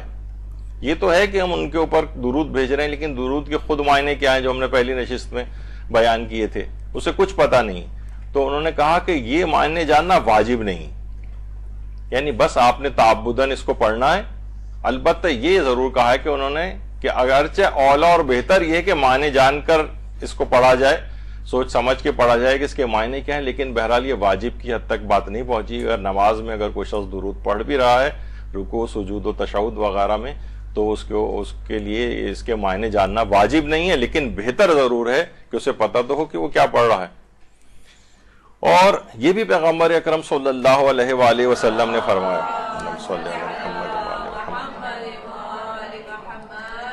اور اس میں پیغمبر نے اس بات کی تشویق دلائی ہے کہ صبح و شام مجھ پر درود بھیجو، اور جو بھی مجھ پر درود بھیجتا ہے اس کی شفاعت مجھ پر واجب ہو جاتی ہے، چاہے وہ اہل کبائر میں سے کیوں نہ ہو، یعنی چاہے وہ گناہ کبیرہ انجام دینے والا ہی کیوں نہ ہو۔ باقاعدہ مسجد نبوی کے اندر یہ حدیث پیغمبر جو ایک جگہ لکھ کے بھی لگائی گئی ہے کہ میری شفاعت امت کے اہل کبائر کے لیے مخصوص ہے، یعنی جو کہ کبیرہ گناہ انجام دیتے ہوں، پیغمبر اسلام کی جو شفاعت کبریٰ ان کے پاس ہے اللہ کی طرف سے جو منصب اور مقام۔ تو بہرحال یعنی پیغمبر فرماتے ہیں کہ جو صبح و شام مجھ پر درود بھیجتا ہے تو اس کی شفاعت مجھ پر واجب ہو جاتی ہے، یعنی ضروری ہو جاتی ہے میرے لیے اس کی شفاعت کرنا، چاہے وہ کبیرہ گناہ کرنے والا ہی کیوں نہ ہو۔ اور امام علی رضا علیہ الصلوۃ والسلام فرماتے ہیں، اللہم صلی علی محمد وآل محمد، فرماتے ہیں کہ درود یا صلوات جو ہے یہ تسبیحات اربع کا معادل ہے۔ یعنی اچھا دیکھیے تسبیحات اربع کیا ہیں؟ سبحان اللہ والحمد للہ ولا الہ الا اللہ واللہ اکبر، واہ واہ سب میں لگا دیں آپ تو یہ تسبیحات اربع بن جائیں گی۔ اچھا سبحان اللہ اس کو کہا جاتا ہے، یعنی اللہ منزہ ہے ان تمام باتوں سے کہ جو مخلوقات میں پائی جاتی ہیں، جو اس میں نہیں پائی جانی چاہیے۔ یہاں پر تسبیح ہے، الحمدللہ یہاں تحمید ہے، لا الہ الا اللہ تحلیل ہے، اللہ اکبر تکبیر ہے۔ اچھا سبحان اللہ یعنی اللہ تمام چیزوں سے منزہ ہے۔ جس وقت انسان سبحان اللہ کے بعد والحمدللہ کہتا ہے تو توحید افعالی کی طرف اس کی نشاندہی ہوتی ہے۔ جب لا الہ الا اللہ کہتا ہے تو توحید صفاتی کی طرف اشارہ ہوتا ہے، اور جب اللہ اکبر کہتا ہے تو توحید ذاتی کی طرف اشارہ ہوتا ہے۔ اور خانہ کعبہ کے جو چاروں کونے ہیں ان کو متعلق کہا جاتا ہے یہ اسی تسبیحات اربع کے اوپر چاروں کونوں کو استوار کیا گیا ہے، یعنی اتنا عظیم ذکر ہے پروردگار عالم کا، اس کا معادل ہے امام علی رضا فرما رہے ہیں یہ درود بھیجنا۔ تو کس قدر یہ عظمت والا درود ہے کہ تسبیحات اربع جو اللہ کی تسبیح اور اس کی توحید افعالی، توحید ذاتی اور توحید صفاتی کا جو مظہر ہے وہ جو ہے وہ اس کے برابر جو ہے درود کو قرار دیا گیا ہے۔ تو کس قدر یہ عظمت کا حامل درود ہے۔ یہی وجہ ہے کہ دنیاوی لحاظ سے بھی اس کو دیکھیں تو ایک شخص آتا ہے پیغمبر اکرم صلی اللہ علیہ وآلہ وسلم کے پاس، آ کے کہتا ہے کہ یا رسول اللہ بہت فقر و فاقہ غربت بہت زیادہ ہو گئی ہے۔ پیغمبر نے فرمایا کہ میں تجھ کو بتاتا ہوں کہ اگر تو مجھ پر اور میری آل پر بہت زیادہ درود بھیجے تو غنی ہو جائے گا۔ یعنی غنی ہونے کا یعنی دنیاوی لحاظ سے بھی فقر و فاقہ دور ہونے کا ایک نسخہ پیغمبر اکرم نے یہ بتایا۔ اچھا جہاں یہ رزق کے حوالے سے بات آئی ہے اور غربت دور کرنے کے لحاظ سے بات آئی ہے، آج کل یہ اس قسم کا بہت دورہ چل رہا ہے، یعنی لوگ مالی لحاظ سے کافی پریشان ہیں، تو ایک ذکر اور اس سلسلے میں اس دوران جو ہے وہ بتا دیا جائے، وہ ہے جو کہ ہمارے امیر المومنین علی ابن ابی طالب علیہ الصلوۃ والسلام نے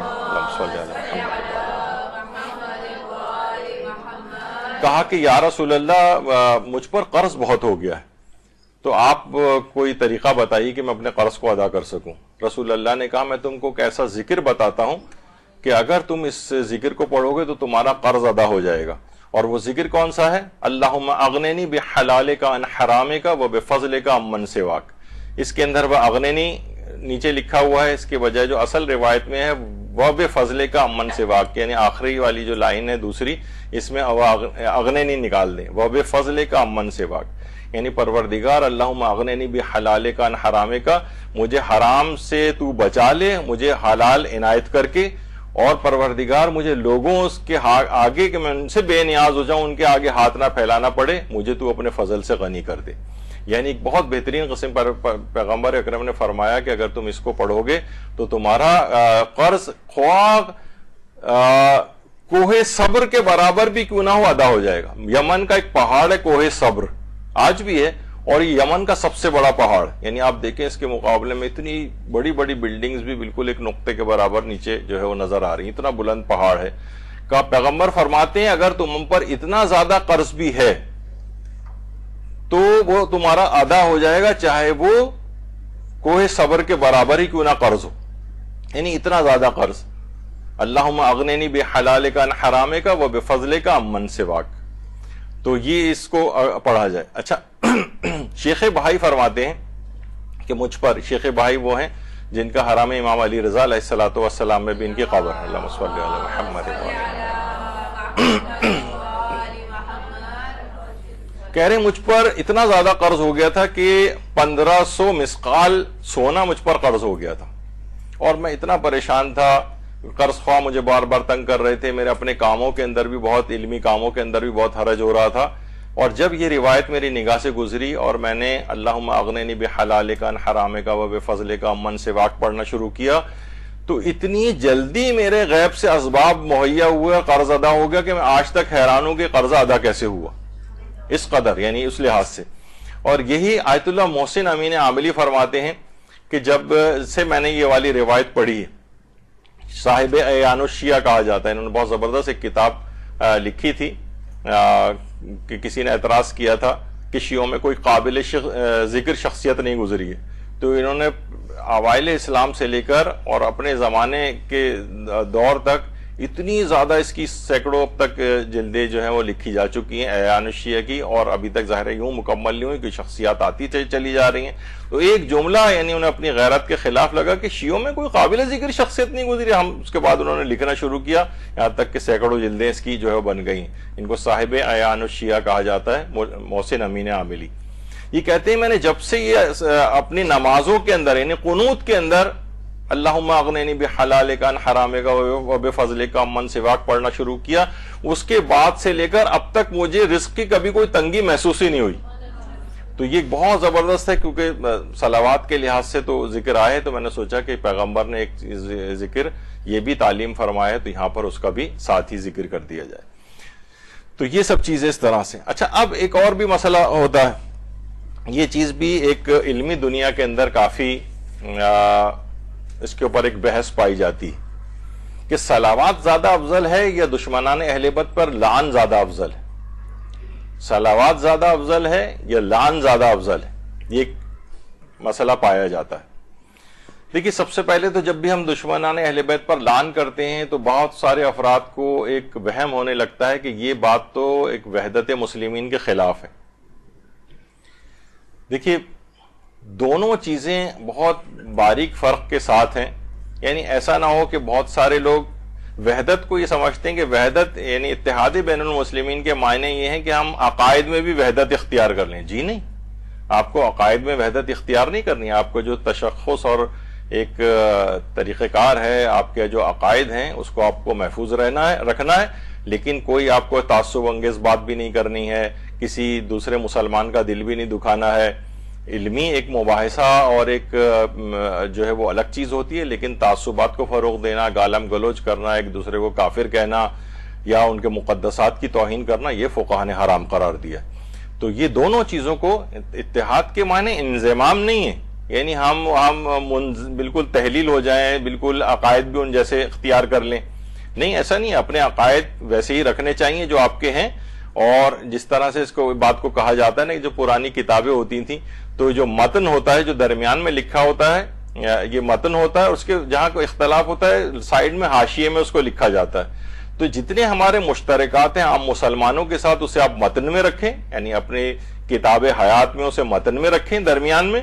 اختلافات کو حاشیے میں ایک کونے کے اوپر ڈال دیں. اسی طریقے سے انسان معاشرے کے اندر رہ سکتا ہے، ورنہ ہر وقت دشمنیاں جو آپس کے اندر ہو رہی ہیں. تو عام طور پر ہم دیکھتے ہیں یہ جو سوشل میڈیا وغیرہ کے اوپر جناب لوگ بڑے اپنے آپ کو آ کے کہتے ہیں کہ دیکھیے ہم مذہب کا دفاع کر رہے ہیں، اور گالم گلوچ ان کے ساتھ کر رہے ہیں، دیگر مسلمانوں کے ساتھ مقدسات کی توہین کر رہے ہیں. سوشل میڈیا پہ انسان آ کر ویسے ہی بدتمیز اور آزاد ہو جاتا ہے. سوچتے ہیں کہ ہمیں کوئی پکڑنے والا نہیں، کسی کے سامنے منہ در منہ تو انسان وہ نہیں کر سکتا، لیکن لکھنے میں کیا ہے پتہ بھی نہیں کہ ہم کون ہیں کہاں ہیں. تو بہرحال وہ بدتمیزیاں جو ہے اس لحاظ سے تو تعصبات کا فروغ ہوتا ہے بہت زیادہ. یعنی آپ اس سے اندازہ لگائیں کہ بلکہ آیت اللہ بہجت بھی کہتے تھے کہ ایک کلمہ بھی اگر آپ نے زبان سے ایسا نکالا ہے جو کہیں نقل در نقل ہوتے ہوئے بھی کسی مسلمان کو نقصان پہنچا گیا، کسی مومن کو نقصان پہنچا گیا، تو جو اس نے وہ کلمہ شروع میں کہا زبان سے نکالا تھا یہ بھی اس میں حصے دار بنے گا. تو علمی ایک محاکمہ ایک الگ چیز ہے، بالکل علمی ماحول ہو، کتابوں کے حوالے سے بات کی جائے، حقائق لوگوں کے سامنے پیش کیے جائیں جو اس کا فورم ہے. لیکن یہ جس طرح سوشل میڈیا پہ آج کل ہو رہا ہے یہ اتحاد کے خلاف بھی ہے، مقدسات کی توہین بھی اس کے اندر بعض جگہوں کے اوپر نظر بلکہ اکثر جگہوں پہ نظر آ رہی ہے، اور نوجوان تو بالکل ہی شتر بے مہر کی طرح سے آزاد ہو رہے ہیں. یعنی اچھا اب سے کیا ہے، دیکھیں نقصان کیا پہنچ رہا ہے. اس کا نقصان ظاہر ہے کہ مثلا ہم مکتب اہل بیت میں رہنے والے ہیں، ذرا دیگر اپنے مسلمان بھائیوں کی نسبت اقلیت میں بھی ہیں، تو وہ جب وہ اس قسم کے افراد وہ جو اس میں یہ اس طرح کے جو کومنٹس منافرانہ پڑھتے ہیں تو تعصبات فروغ پاتے ہیں، لوگوں کو نقصان پہنچتا ہے. ایک مومن نے مجھے کچھ ہی دن پہلے بتایا کہ ایک مہینے سے وہ 15 مکان کرائے کے اوپر دیکھ چکے ہیں، لیکن جیسے ان کو پتہ چلتا ہے کہ یہ مثلا شیعہ ہے وہ مکان دینے سے انکار کر دیتے ہیں. تو کیا ہوا نتیجہ کیا ان منافرانہ باتوں کا نکل رہا ہے، لوگوں کے لیے سروائیو کرنا مشکل ہو رہا ہے، مکان کرائے پہ نہیں مل رہے، لوگ پریشان ہوئے جا رہے ہیں. تو یہ منافرانہ اس انداز کی گفتگو علمی محاکمے کے میدان بھی الگ ہوتے ہیں، اور یہ گالم گلوچ والی سلسلے یہ نہیں. تو لیکن یہ کہ عقائد کو بھی اپنے پریزرو رکھنا ہے. یعنی ایسا نہیں ہے کہ ہم کہیں کہ نہیں، جیسے بہت سے لوگوں کو ہوا کہ نہیں لعن تو کرنی ہی نہیں چاہیے اور یہ تو اسلام کا طریقہ کار نہیں ہے، جبکہ ایسا نہیں. آیت اللہ علی حسینی میلانی ماشاءاللہ سے حیات محققین میں سے اور علماء میں سے ہیں اور مجتہدین میں سے ہیں، اور مجھے بھی ایک دفعہ سفر حج پر جب روضہ رسول میں یہ زیارت کر کے نکل رہے تھے تو میں بھی اسی وقت نکل رہا تھا، میں نے دیکھا ارے سامنے آیت اللہ علی حسینی میلانی بھی آئے ہوئے تھے، تو ان سے مصافحے کا بھی شرف حاصل کیا. تو بہرحال آیت اللہ علی حسین میلانی سے پوچھا کہ یہ جو کہا جاتا ہے کہ دشمنان اہل بیت کے اوپر لعن کرنا، تو کیا کبھی رسول اللہ نے بھی دشمنان اہل بیت پہ لعن کی ہے، یعنی ان پہ لعنت بھیجی؟ انہوں نے کہا جی ہاں، پیغمبر اسلام اکرم کی جو وہ روایت ہے کہ لعن اللہ من تخلف عن جیش اسامہ، جو بھی اسامہ کے لشکر کے ساتھ نہیں جائے گا اس کے اوپر اللہ کی لعنت ہوگی. تو جو افراد اسامہ کے ساتھ نہیں گئے تھے، یعنی پیغمبر اکرم نے اپنی زندگی کے آخری جو ایام چل رہے تھے، پیغمبر چاہتے تھے کہ اس وقت جو بھی، کیونکہ انہیں اعلان ولایت بھی کرنا تھا اور اس کے بعد مولا علی کے پاس مثلا اگر حالات سازگار ہوتے تو خلافت ظاہری بھی ان کے پاس ان کے ہاتھ میں ہوتی، لیکن تو پیغمبر چاہتے تھے کہ جو بھی شورش کرنے والے افراد ممکنہ ہیں ان سب کو بہت دور جو ہے وہ بھیج دیا جائے، جبکہ وہ جنگ ہوئی بھی نہیں تھی. بس اسامہ کہا کہ اچھا اسامہ بھی ایک نوجوان ایک لڑکا تھا جو کوئی اسے خاطر خواہ، اس کا کوئی جنگی تجربہ بھی نہیں تھا، اس کے ساتھ کہا کہ جو بھی اس کے ساتھ نہیں جائے گا اس پر اللہ کی لعنت ہوگی. تو وہ تمام افراد کے جو کہ اسامہ کے لشکر میں ساتھ نہیں گئے تھے اور پیغمبر کی انہوں نے خلاف ورزی کی تھی حکم کی، ان کے اوپر اللہ کی لعنت. تو پیغمبر کے اپنے الفاظ ہیں لعن اللہ من تخلف عن جیش اسامہ. تو ان سے پوچھا گئی یہ بات. اور یہ بھی آیت اللہ میلانی سے پوچھا گیا کہ بہت سی روایات ایسی ہیں جس میں کہ چھٹے امام جعفر صادق علیہ الصلوۃ والسلام نمازوں کے بعد دشمنان اہل بیت پر لعنت کرتے تھے، کیا یہ بات صحیح ہے؟ انہوں نے کہا جی ہاں، یہ تمام روایات میرے نزدیک صحیح ہیں اور میں ان کی تائید کرتا ہوں. یعنی خود ایسا نہیں، ہم کس بات میں بیان کر رہے ہیں کہ لعن جو ہے وہ بھی دین کا ایک جز اور حصہ ہے، لیکن اعلان اسے نہ کی اس انداز سے نہ کیا جائے کہ معاشرے کے اندر ایک فرقہ واریت اور بگاڑ جس کا نتیجہ آپ کو بھی بھگتنا پڑتا ہے، دوسرے مسلمانوں کو بھی بھگتنا پڑتا ہے. تو ان چیزوں کو بہت باریک ایک فرق کے ساتھ رکھنا چاہیے جس کا خیال نہیں رکھا جا رہا ہے. اچھا، آیت اللہ کوہستانی اتنی عظیم شخصیت تھی. کوہستان میں جو ان کا مدرسہ تھا اتنے زبردست طریقے سے وہاں پر یہ اپنے طالب علموں کی تربیت کرتے تھے کہ ان کے متعلق کہا جاتا ہے کہ آیت اللہ کوہستانی نے، علماء فرماتے ہیں کہ کوہستان کو بھی نجف اشرف بنا دیا تھا. اور ان کی قبر مبارک شاہ عبدالعظیم جو ہیں، شاہ عبدالعظیم حسنی، ان کے روضے کے اندر ہی عبد الکریم آیت اللہ کوہستانی کی قبر ہے.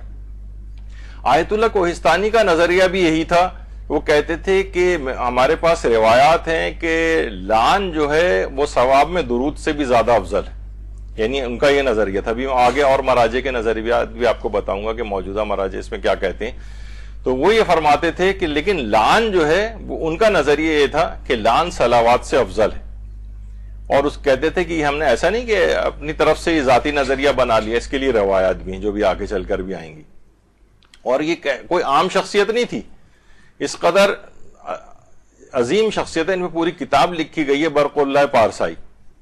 یعنی قلہ کہتے ہیں وہ جو بالکل ماؤنٹین کے اوپر جو بالکل ایک نوک نکلی ہوئی ہوتی ہے نا، اس کو کہا جاتا ہے. یعنی پہاڑ کے اوپر جو اتنی ہائٹ، یعنی یہ پارسائی کی اتنی ایکسٹریم اور ہائٹ کے اوپر یہ تھے کہ پوری کتاب ان کے واقعات اور اس کے اوپر جو ہے وہ آیت اللہ کوہستانی کے لکھی گئی اس نام سے. ان کے ایک شاگرد تھے حجت الاسلام والمسلمین حاجی سید علی جبار زادے. یہ فرماتے ہیں کہ ان کے متعلق آیت اللہ کوہستانی کے آپ کو یہ اندازہ ہو جائے کہ آیت اللہ کوہستانی کہتے ہیں کہ ان کے ایک شاگرد نے یہ بات بتائی کہ مقدس ان کا ایک شاگرد تھا جس نے یہ چیز نقل کی کہ ایک دفعہ ایک شخص آیت اللہ کوہستانی کے پاس آیا اور استخارہ دکھوانے کے لیے. تو آیت اللہ کوہستانی نے اپنی جیب کے اندر دیکھا ابا کی، تو اس میں تسبیح ان کو نہیں ملی. تو انہوں نے اپنے شاگرد سے کہا کہ ذرا مجھے یہ اپنی تسبیح دینا. شاگرد نے جو ہے وہ تسبیح دے دی ان کو استخارے کے لیے اپنی جیب سے نکال کر. انہوں نے جیسی تسبیح ہاتھ میں لی، آیت اللہ کوہستانی نے شاگرد کی طرف بہت متاسفانہ افسوسناک نگاہوں سے دیکھا کہ آغا چہرہ نماز شب نمی خوانی، تم نماز شب کیوں نہیں پڑھتے ہو؟ تسبیح تو نشان میں دہت کہ نماز شب نمی خوانی، تمہاری تسبیح یہ بات بتا رہی ہے مجھے کہ تم نماز شب نہیں پڑھتے ہو. اچھا، وہ شاگرد حیران و پریشان ہو گیا. کہا کہ آغا آپ نے بالکل صحیح بات کی، آج سے میں عہد کرتا ہوں کہ ایک دن نماز شب میں ترک نہیں کروں گا. تو آیت اللہ کوہستانی یعنی اتنا جو علم اور معرفت کے لحاظ سے پڑھا تھا، اس کا یہ نظریہ تھا. وہ کہتے تھے کہ لعن جو ہے وہ صلوات سے افضل ہے. آیت اللہ سید محمد رضا گل پائیگانی کے زمانے میں ایک عالم فرماتے ہیں کہ میں نے حوزہ علمیہ کے ایک عالم کہ وہ کہتے ہیں کہ میں نے خواب میں دیکھا کہ بہت سارے لوگ جمع ہیں اور آیت اللہ سید محمد رضا گل پائیگانی بھی ہیں اور مختلف خطوط آئے ہیں ان کے پاس سے سوال و جواب کے لیے، اور آیت اللہ جو استفتاحات ہوتے ہیں ان کے جوابات لکھوا رہے ہیں آیت اللہ رضا گل پائیگانی. ایک خط آیا، اس میں یہی والا سوال پوچھا گیا تھا. اس زمانے میں قوم کے اندر یہ مسئلہ کافی زیادہ گردش کر رہا تھا کہ لعن زیادہ افضل ہے یا صلوات بھیجنے کا ثواب زیادہ افضل ہے. تو فرماتے ہیں کہ جب وہ خط کھولا گیا تو آیت اللہ رضا گل پائیگانی نے خوابی میں ان کو یہ جواب لکھوایا کہ اس کا جواب یہ لکھو کہ لعن کا ثواب جو ہے وہ صلوات سے زیادہ ہے. کہہ رہے میری آنکھ کھل گئی. اس زمانے میں آیت اللہ سید محمد رضا گل پائیگانی زندہ تھے. کہہ رہے میں فوراً خواب سے جاگا اور اٹھ کر ان کے قم میں ہی تھا میں بھی. وہ فرماتے ہیں کہ میں ان کی جو ہے وہ ان کے پاس آیا اور اپنا خواب ان کو سنایا کہ آغا میں نے یہ خواب کے اندر دیکھا ہے. تو آیت اللہ رضا گل پائیگانی نے اس خواب کی تائید کرتے ہوئے فرمایا کہ ہاں میرا یہی نظریہ ہے کہ لعن جو ہے وہ صلوات سے افضل ہے، اور میں یہ چاہتا ہوں کہ تم اپنے اس خواب کو حضرت زہرا کے ماننے والوں کو بیان کرو. اللہم صلی علی محمد اور پھر اس لحاظ سے یہ کتابوں کے اندر بھی ان کا یہ خواب آیا اور سب. اور عین الحیات جو علامہ باقر مجلسی کی کتاب ہے اس کے اندر یہ بھی ہے کہ ہمارے چھٹے امام جعفر صادق علیہ الصلوۃ والسلام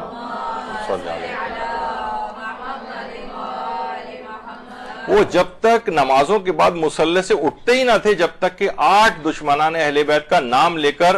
ان پر لعن نہ کر لیتے تھے. یعنی باقاعدہ عین الحیات میں علامہ مجلسی نے اس بات کو لکھا ہے.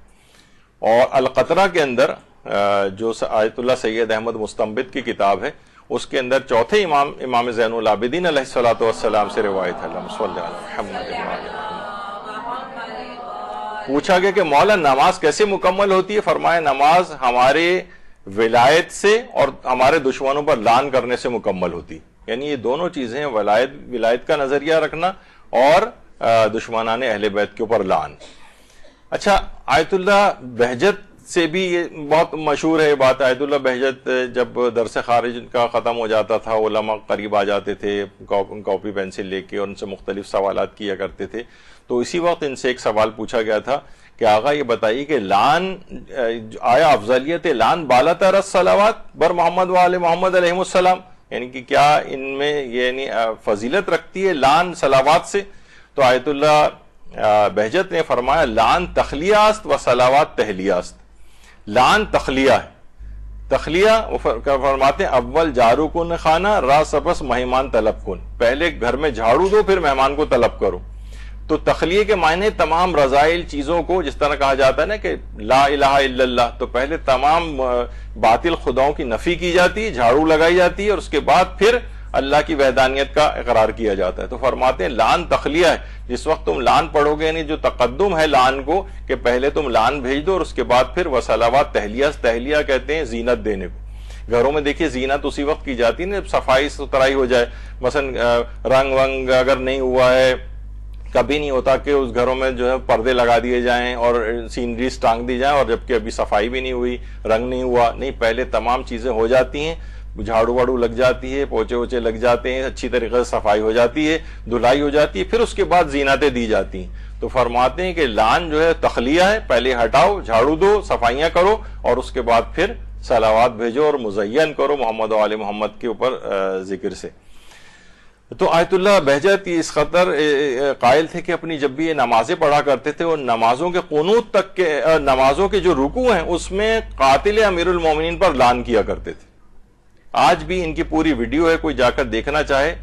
لعن فرستادن با قاتل امیر المومنین علیہ السلام توسط آیت اللہ بہجت در رکوع نماز. یہ اگر لکھ کے آپ سرچ کریں تو آپ کو جو ہے پوری ان کی نماز بھی مل جائے گی، جس میں رکوع میں جا کر آیت اللہ بہجت پڑھتے تھے اللہم لن قتلت امیر المومنین، یعنی نمازوں کے رکوع تک کے اندر لعن کیا کرتے تھے قاتل امیر المومنین پر. اور بالکل صحیح ہے، بالکل جائز ہے، اور یہ علماء وغیرہ کا طریقہ کار کے اندر بھی رہا ہے. آیت اللہ سیستانی سے بھی یہ بات پوچھی گئی کہ کون سا عمل زیادہ فضیلت کا حامل ہے، محمد و آل محمد علیہ السلام پر درود بھیجنا یا ان کے دشمنوں پر لعن کرنا؟ تو آیت اللہ سیستانی کا البتہ یہ نظریہ یہ ہے کہ افضل یہ ہے کہ لعن اور صلوات دونوں کو ملا کر اس طرح پڑھا جائے اللہم صلی علی محمد و آل محمد ولعن اعدائہم. اس طرح سے پڑھا جائے، اے اللہ درود بھیج محمد و آل محمد علیہ السلام پر اور ان کے دشمنوں پر اللہ کی لعنت ہو. اچھا، ان کا ایک استفتاء ہے، اس کے اندر یہ عبارت لکھنے کے بعد ایک حدیث، نیچے ایک حدیث بھی لکھی گئی ہے. وہ حدیث البتہ ہمیں کسی جگہ کتابوں وغیرہ کے اندر تلاش کے باوجود بھی نہیں ملی، لیکن ممکن ہے کیونکہ استفتاء کافی مشہور ہے، بعض عرب علماء نے بھی اس استفتاء کو جو ہے وہ بیان کیا ہے. البتہ یعنی وہ حدیث جو ہے اس لحاظ سے کنفرمیشن اس کی ہمیں نہیں ہے، بس استفتاء کے اندر تو البتہ ذکر ہوئی ہے وہ. تو ایک حدیث میں کہ امام جعفر صادق علیہ السلام مسجد میں داخل ہوئے، اللہم صلی علی محمد و آل محمد، تو وہاں ایک گروہ محمد و آل محمد پر درود پڑھ رہا تھا جبکہ دوسرا گروہ ان کے دشمنوں پر لعنت بھیج رہا تھا. تو امام اس گروہ کے ساتھ بیٹھ گئے جو محمد و آل محمد کے دشمنوں پر لعن بھیج رہا تھا. یعنی انہوں نے نیچے یہ والی روایت بھی لکھی. تو جو استفتاء ہے بہرحال یہ کہ اس کے اندر تو یہ ہے، لیکن کتابوں کے اندر یعنی تلاش کے باوجود بہرحال روایت نہیں ملی. لیکن یہ ضرور ہے، اور آغا سیستانی نے مختلف استفتاءات میں کہ فرمایا کہ الجمع اکمل، یعنی دونوں کو جمع کرنا یہ زیادہ بہتر اور زیادہ مکمل بات ہے کہ لعن کو اور صلوات کو جو ہے وہ ملا کر پڑھا جائے. بلکہ ایک استفتاء میں ان سے پوچھا بھی گیا کہ کیا لعن جو ہے وہ صلوات سے زیادہ بالا تر چیز ہے؟ تو انہوں نے جواب دیا کہ یعنی ان کے نزدیک یہ بات ثابت شدہ نہیں ہے کہ لعن صلوات سے زیادہ بالا تر ہو، یعنی ایک کو دوسرے کے اوپر فضیلت نہیں دی جا سکتی، البتہ یہ کہ دونوں کو ملا کر پڑھنا چاہیے. اور یہ بھی ایک دفعہ ان سے یہی پوچھا گیا تھا کہ جو لعن ہے دشمنان اہل بیت پر یہ واجب ہے یا مستحب؟ تو وہاں سے انہوں نے جواب دیا مستحب است، یعنی بہرحال لعن کا بھیجنا یہ مستحب ہے. تو یہ ان افراد کے لیے بھی جو کہتے ہیں نہیں لعن تو بھیجنی نہیں چاہیے، یہ کوئی طریقہ کار نہیں ہے. آپ نے دیکھا کہ ائمہ کا بھی طریقہ کار ہے، اور پھر لعن بھیجنا یہ پروردگار عالم کا بھی طریقہ کار ہے. آپ پورا قرآن دیکھیں گے لعن سے بھرا ہوا ہے، دشمنان دین پر، دشمنان اسلام پر اور اس طرح کے جو افراد تک جھوٹوں پر اللہ کی لعنت کی گئی ہے. تو بہرحال لعن ایسی چیز نہیں کہ جسے بالکل آپ وحدت کے نام پر آپ اسے صرف نظر سے کام لیں. ہاں تعصبات کی طرف نہ جائے معاملہ، اپنے عقائد کو محفوظ رکھتے ہوئے، اور آپ اختلافات کو حاشیے میں رکھیں، متن میں مشترکات کو رکھیں. اور یہی سوال آیت اللہ صافی گل پائگانی سے بھی پوچھا گیا ہے کہ تبرہ بر تولا رجحان دارت، آیا تبرہ بر تولا رجحان دارت، یعنی کوئی رجحان ہے اس میں؟ تو بہرحال مختصراً اس میں جو ہے انہوں نے کہا کہ یہ بات کہنا بہت مشکل ہے کہ کسی ایک کو دوسرے پر ترجیح دی جائے، اور وہی تخلیہ اور تحلیہ کی بات انہوں نے کی ہے. تو ترجیح دینے کے والا چلیں اگر نہیں بھی معاملہ ہو تو کم سے کم یہ ضرور ہے کہ تقدم کر لیا جائے، یعنی پہلے وہی کہ صفائی کر لی جائے، جھاڑو دے دی جائے، اور پھر اس کے بعد پھر مہمان کو طلب کر لیا جائے. تو بہرحال لیکن ایک کی فضیلت دوسرے کے اوپر، یہ بھی آیت اللہ صافی گل پائگانی کا بھی وہی نظریہ جو آیت اللہ سیستانی کا ہے. اور آیت اللہ سید محمد صادق روحانی سے بھی یہی بات پوچھی گئی تو انہوں نے جواب دیا کہ روایات مختلف است، ہر دو خوب است و جمع بینا این دو بہتر است. یعنی یہ دونوں روایات مختلف ہیں، دونوں کا پڑھنا، لعن کا بھی پڑھنا اور صلوات کا بھی پڑھنا یہ بہتر ہے کہ ان دونوں کو جمع کر لیا جائے، یعنی ایک ہی ساتھ دونوں کو، جیسے کہ آیت اللہ سیستانی نے بھی لکھا ہے اس کو. اچھا، آیت اللہ جو شیخ سند آج بھی نجف کے اندر مجتہدین میں سے ایک ہیں، ان کا درس خارج بھی ہوتا ہے، انہوں نے بھی لعن کو صلوات، ان کا بھی رجحان یہی کہ لعن جو ہے وہ صلوات سے جو ہے وہ افضل ہے اور اس کا زیادہ جو ہے وہ ثواب ہے. اور ایک روایت بھی پیش کی جاتی ہے اس سلسلے میں حضرت امیر المومنین علی ابن ابی طالب علیہ السلام سے، یعنی وہ علماء کہ جو کہ لعن کا ثواب زیادہ سمجھتے ہیں صلوات سے، ان کے بھی پیش نظر روایات ہیں. وہ روایات کیا ہیں؟ اچھا، اب کیونکہ روایات کی جو اسناد کی جو بحث ہے، جو علماء ذرا منہج کے لحاظ سے ذرا سخت ہوتے ہیں سند کے اعتبار سے، وہ پھر اس میں جو ہے وہ فضیلت نہیں دیتے ہیں، پھر کہتے ہیں دونوں کو ساتھ ملا کے پڑھ لیا جائے. لیکن جن کے نزدیک اتنا سخت معیار نہیں ہے روایت کا اسناد کے اعتبار سے، وہ پھر ان روایت کو پیش بھی کرتے ہیں. تو مجمع نورین میں علامہ مرندی نے اس روایت کو لکھا ہے کہ ان امیر المومنین علیہ السلام کانا یطوف بالکعبۃ، کہ حضرت امیر علیہ السلام خانہ کعبہ کا طواف کر رہے تھے. فرا رجلا متعلقا باستار الکعبہ، امیر المومنین نے دیکھا کہ ایک شخص خانہ کعبہ کے پردے سے کو پکڑ کے لٹکا ہوا ہے، یعنی دعا کر رہا ہے خانہ کعبہ کو، پردے کو پکڑ کے. وہو یصلی علی محمد و آلہ، اور وہ محمد و آل محمد پر درود بھیج رہا ہے، یعنی خانہ کعبہ کا پردہ پکڑ کر اور مستقل درود بھیج رہا ہے. ویسلم علیہ، امیر المومنین اس کے پاس سے گزرے تو اس کو سلام کیا. وَمَرَّ بِهِ ثَانِيًا، جب وہ وہ چکر مکمل کرتے وہ مولا جب دوسرا چکر خانہ کعبہ کا طواف کرتے ہوئے اس کے پاس پہنچے، وَلَمْ يُسَلِّمْ عَلَيْهِ، اس وقت امام نے اس کو سلام نہیں کیا. فَقَالَ يَا امیر المومنین، اس شخص نے کہا امیر المومنین لِمَا لَمْ تُسَلِّمْ عَلَيَّ هَذِهِ الْمَرَّةِ، کہ آپ نے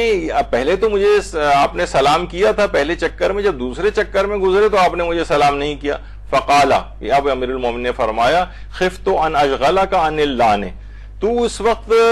محمد و آل محمد کے دشمنوں پر لعن کرنے میں مصروف تھا.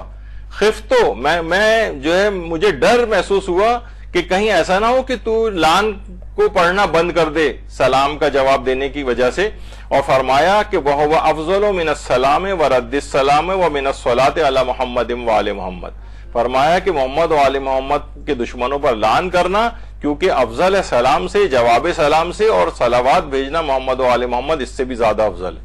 تو یہ روایت، درود بھیجیے محمد و آل محمد صلی اللہ علیہ محمد. تو لعن اس لحاظ سے صلوات سے افضل، یہ ایک روایت ہے. البتہ وہ علماء جو کہ اسناد کی ذرا سختی کے قائل ہیں تو وہ اس کو اس انداز سے نہیں لیتے ہیں، کہتے ہیں بہرحال اس افضلیت نہ کریں، بلکہ یعنی یہ والا نظریہ نہ رکھیں، بلکہ دونوں کو ملا دیں آپ آپس میں. الجمع و اکمل، بہتر یہ ہے کہ دونوں کو آپس میں جمع کریں. تو ایک تو یہ روایت ہے کہ امیر المومنین نے خود اس کے اندر فرمایا کہ دوسری دفعہ جب میں گزرا تو لعن میں مصروف تھا، مجھے ڈر تھا کہ کہیں تو جواب دینے کی وجہ سے کہیں لعن سے نہ روک نہ دے کہیں اس کو، اور کیونکہ یہ ان تمام چیزوں سے زیادہ افضل ہے. اچھا، یہ مجموع نورین جو ہے علامہ مرندی کی، اس کی کتاب کی جو اصل عبارت ہے وہ بھی آپ کے سامنے ہے۔ اچھا، اس کے بعد ایک اور روایت بھی علماء پیش کرتے ہیں جن کے یہ نظریہ ہے کہ جاء رجل خیاط بقمیصین الی امام صادق، ایک خیاط، ایک درزی تھا جو کہ امام صادق کے پاس دو قمیضیں لے کر آیا اور آ کر کہنے لگا کہ مولا میں نے 2 قمیضیں سی ہیں، اور جب ایک قمیض میں سی رہا تھا تو ایک قمیض سیتے وقت میں مسلسل محمد و آل محمد پر درود بھیج رہا تھا، اور دوسری قمیض جب میں سی رہا تھا تو میں دشمنان اہل بیت پر لعن کر رہا تھا۔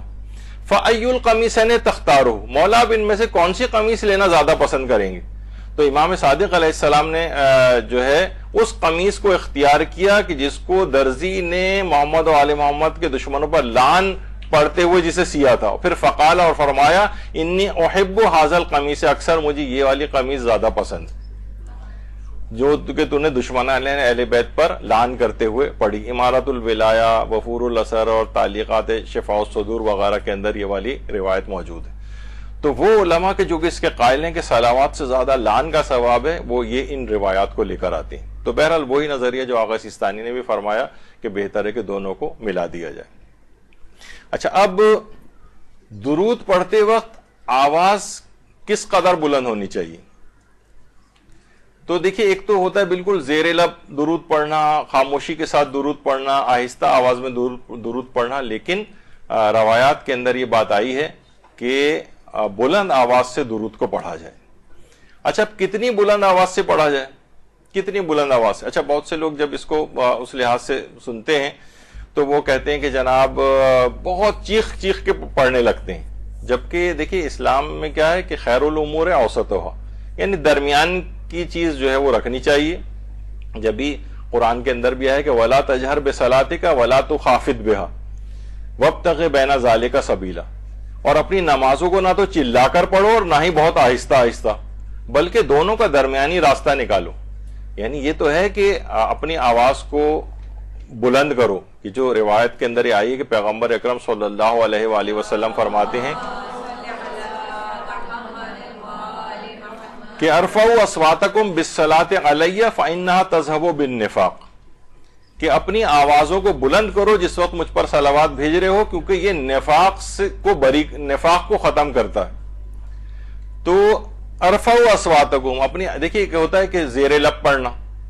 آہستگی کے ساتھ پڑھنا، یعنی پتہ ہی نہ چلے کسی کو اتنا آہستہ پڑھ رہے ہیں، اس کی ممانعت کی گئی، بلکہ کہا ہے اپنی آواز کو بلند کرو۔ لیکن بلند کرنے کے معنی یہ نہیں کہ بالکل اذیت رسانی کا لوگوں کو باعث ہو جائے یا بے انتہا نوائز پولیوشن ہونے لگے، اتنا چیخ چیخ کے بعض اوقات لوگ اس لحاظ سے پڑھتے رہتے ہیں، لیکن ظاہر اس انداز کی پڑھنی چاہیے کہ جو درمیانی ایک اوسط راستہ ہے، جسے خود قرآن کی آیت بھی آپ کے سامنے پیش کی کہ یعنی نہ تو اتنا چیخ کر پڑھو نہ بہت ہی آہستہ پڑھو۔ اچھا، اس میں کیا اس کا آواز کو بلند کرنے کا فائدہ کیا بتایا گیا؟ آپ میں سے نفاق دور ہو جاتا ہے۔ دیکھیے، ایک تو ہوتا ہے نفاق اعتقادی، وہ تو ظاہر ہے کہ کوئی ایسا مسئلہ نہیں ہے، اور یہ البتہ اس کی نشانی کے طور پہ بھی ہو جاتا ہے کہ واقعی اگر کوئی منافق ہے تو وہ محمد و آل محمد کا جو یہ درود ہے نا، یہ بلند آواز سے وہ پڑھ بھی نہیں پاتا ہے، یعنی اس کا دل، اس کا زبان کا ساتھ نہیں دے رہی ہوتی۔ لیکن جو مومن ہوتا ہے وہ بہت خوش ہو کر پڑھتا ہے، جیسے کہا جاتا ہے، روایت کے اندر یہ بھی آئی ہے کہ جو منافق ہوتا ہے وہ زمزم کو اچھے طریقے سے نہیں پیتا ہے، بلکہ کیا ہوتا ہے کہ وہ کم پیتا ہے، جبکہ مومن جو ہے سیر ہو کر پیتا ہے اس کو۔ تو اس میں بھی ہے کہ صلوات جس وقت پڑھی جائے تو آواز کو، یعنی کہ بالکل خاموشی سے پڑھا جائے، بلکہ آواز کو اپنی بلند کریں، لوگوں کو پتہ چلے کہ آپ درود پڑھ رہے ہیں، کیونکہ اس سے نفاق بھی دور ہوتا ہے۔ تو ایک تو ہوتا ہے نفاق اعتقادی، اور دوسرا ہوتا ہے نفاق عملی، اس کا ہم بھی شکار ہوتے ہیں، یعنی ہم اس کے مطابق، دین کے مطابق ویسا عمل نہیں کر رہے ہوتے ہیں جیسے ہمیں کرنا چاہیے۔ ہماری تعلیمات، جو جتنا ہمیں علم ہوتا ہے، ہمارا علم ہمارے عمل سے مطابقت نہیں رکھ رہا ہوتا ہے، اتنا ہم عمل نہیں کر پا رہے ہوتے ہیں، تو یہ بھی نفاق عملی اس کو کہا جاتا ہے۔ تو پیغمبر فرماتے ہیں کہ اس سے نفاق برطرف ہو جاتا ہے، یعنی پھر تم جو بھی جس کا بھی علم تمہیں ہوگا پھر اس کے مطابق پھر تم عمل بھی کرو گے، اور اس طرح کا اعتقادی عملی نفاق جو ہے وہ بھی تم سے دور ہو جائے گا۔ تو پیغمبر فرماتے ہیں جو بھی مجھ پہ بلند آواز سے درود بھیجے، نفاق اس سے دور ہو جاتا ہے۔ تو درود بھیجیے محمد علیہ وسلم۔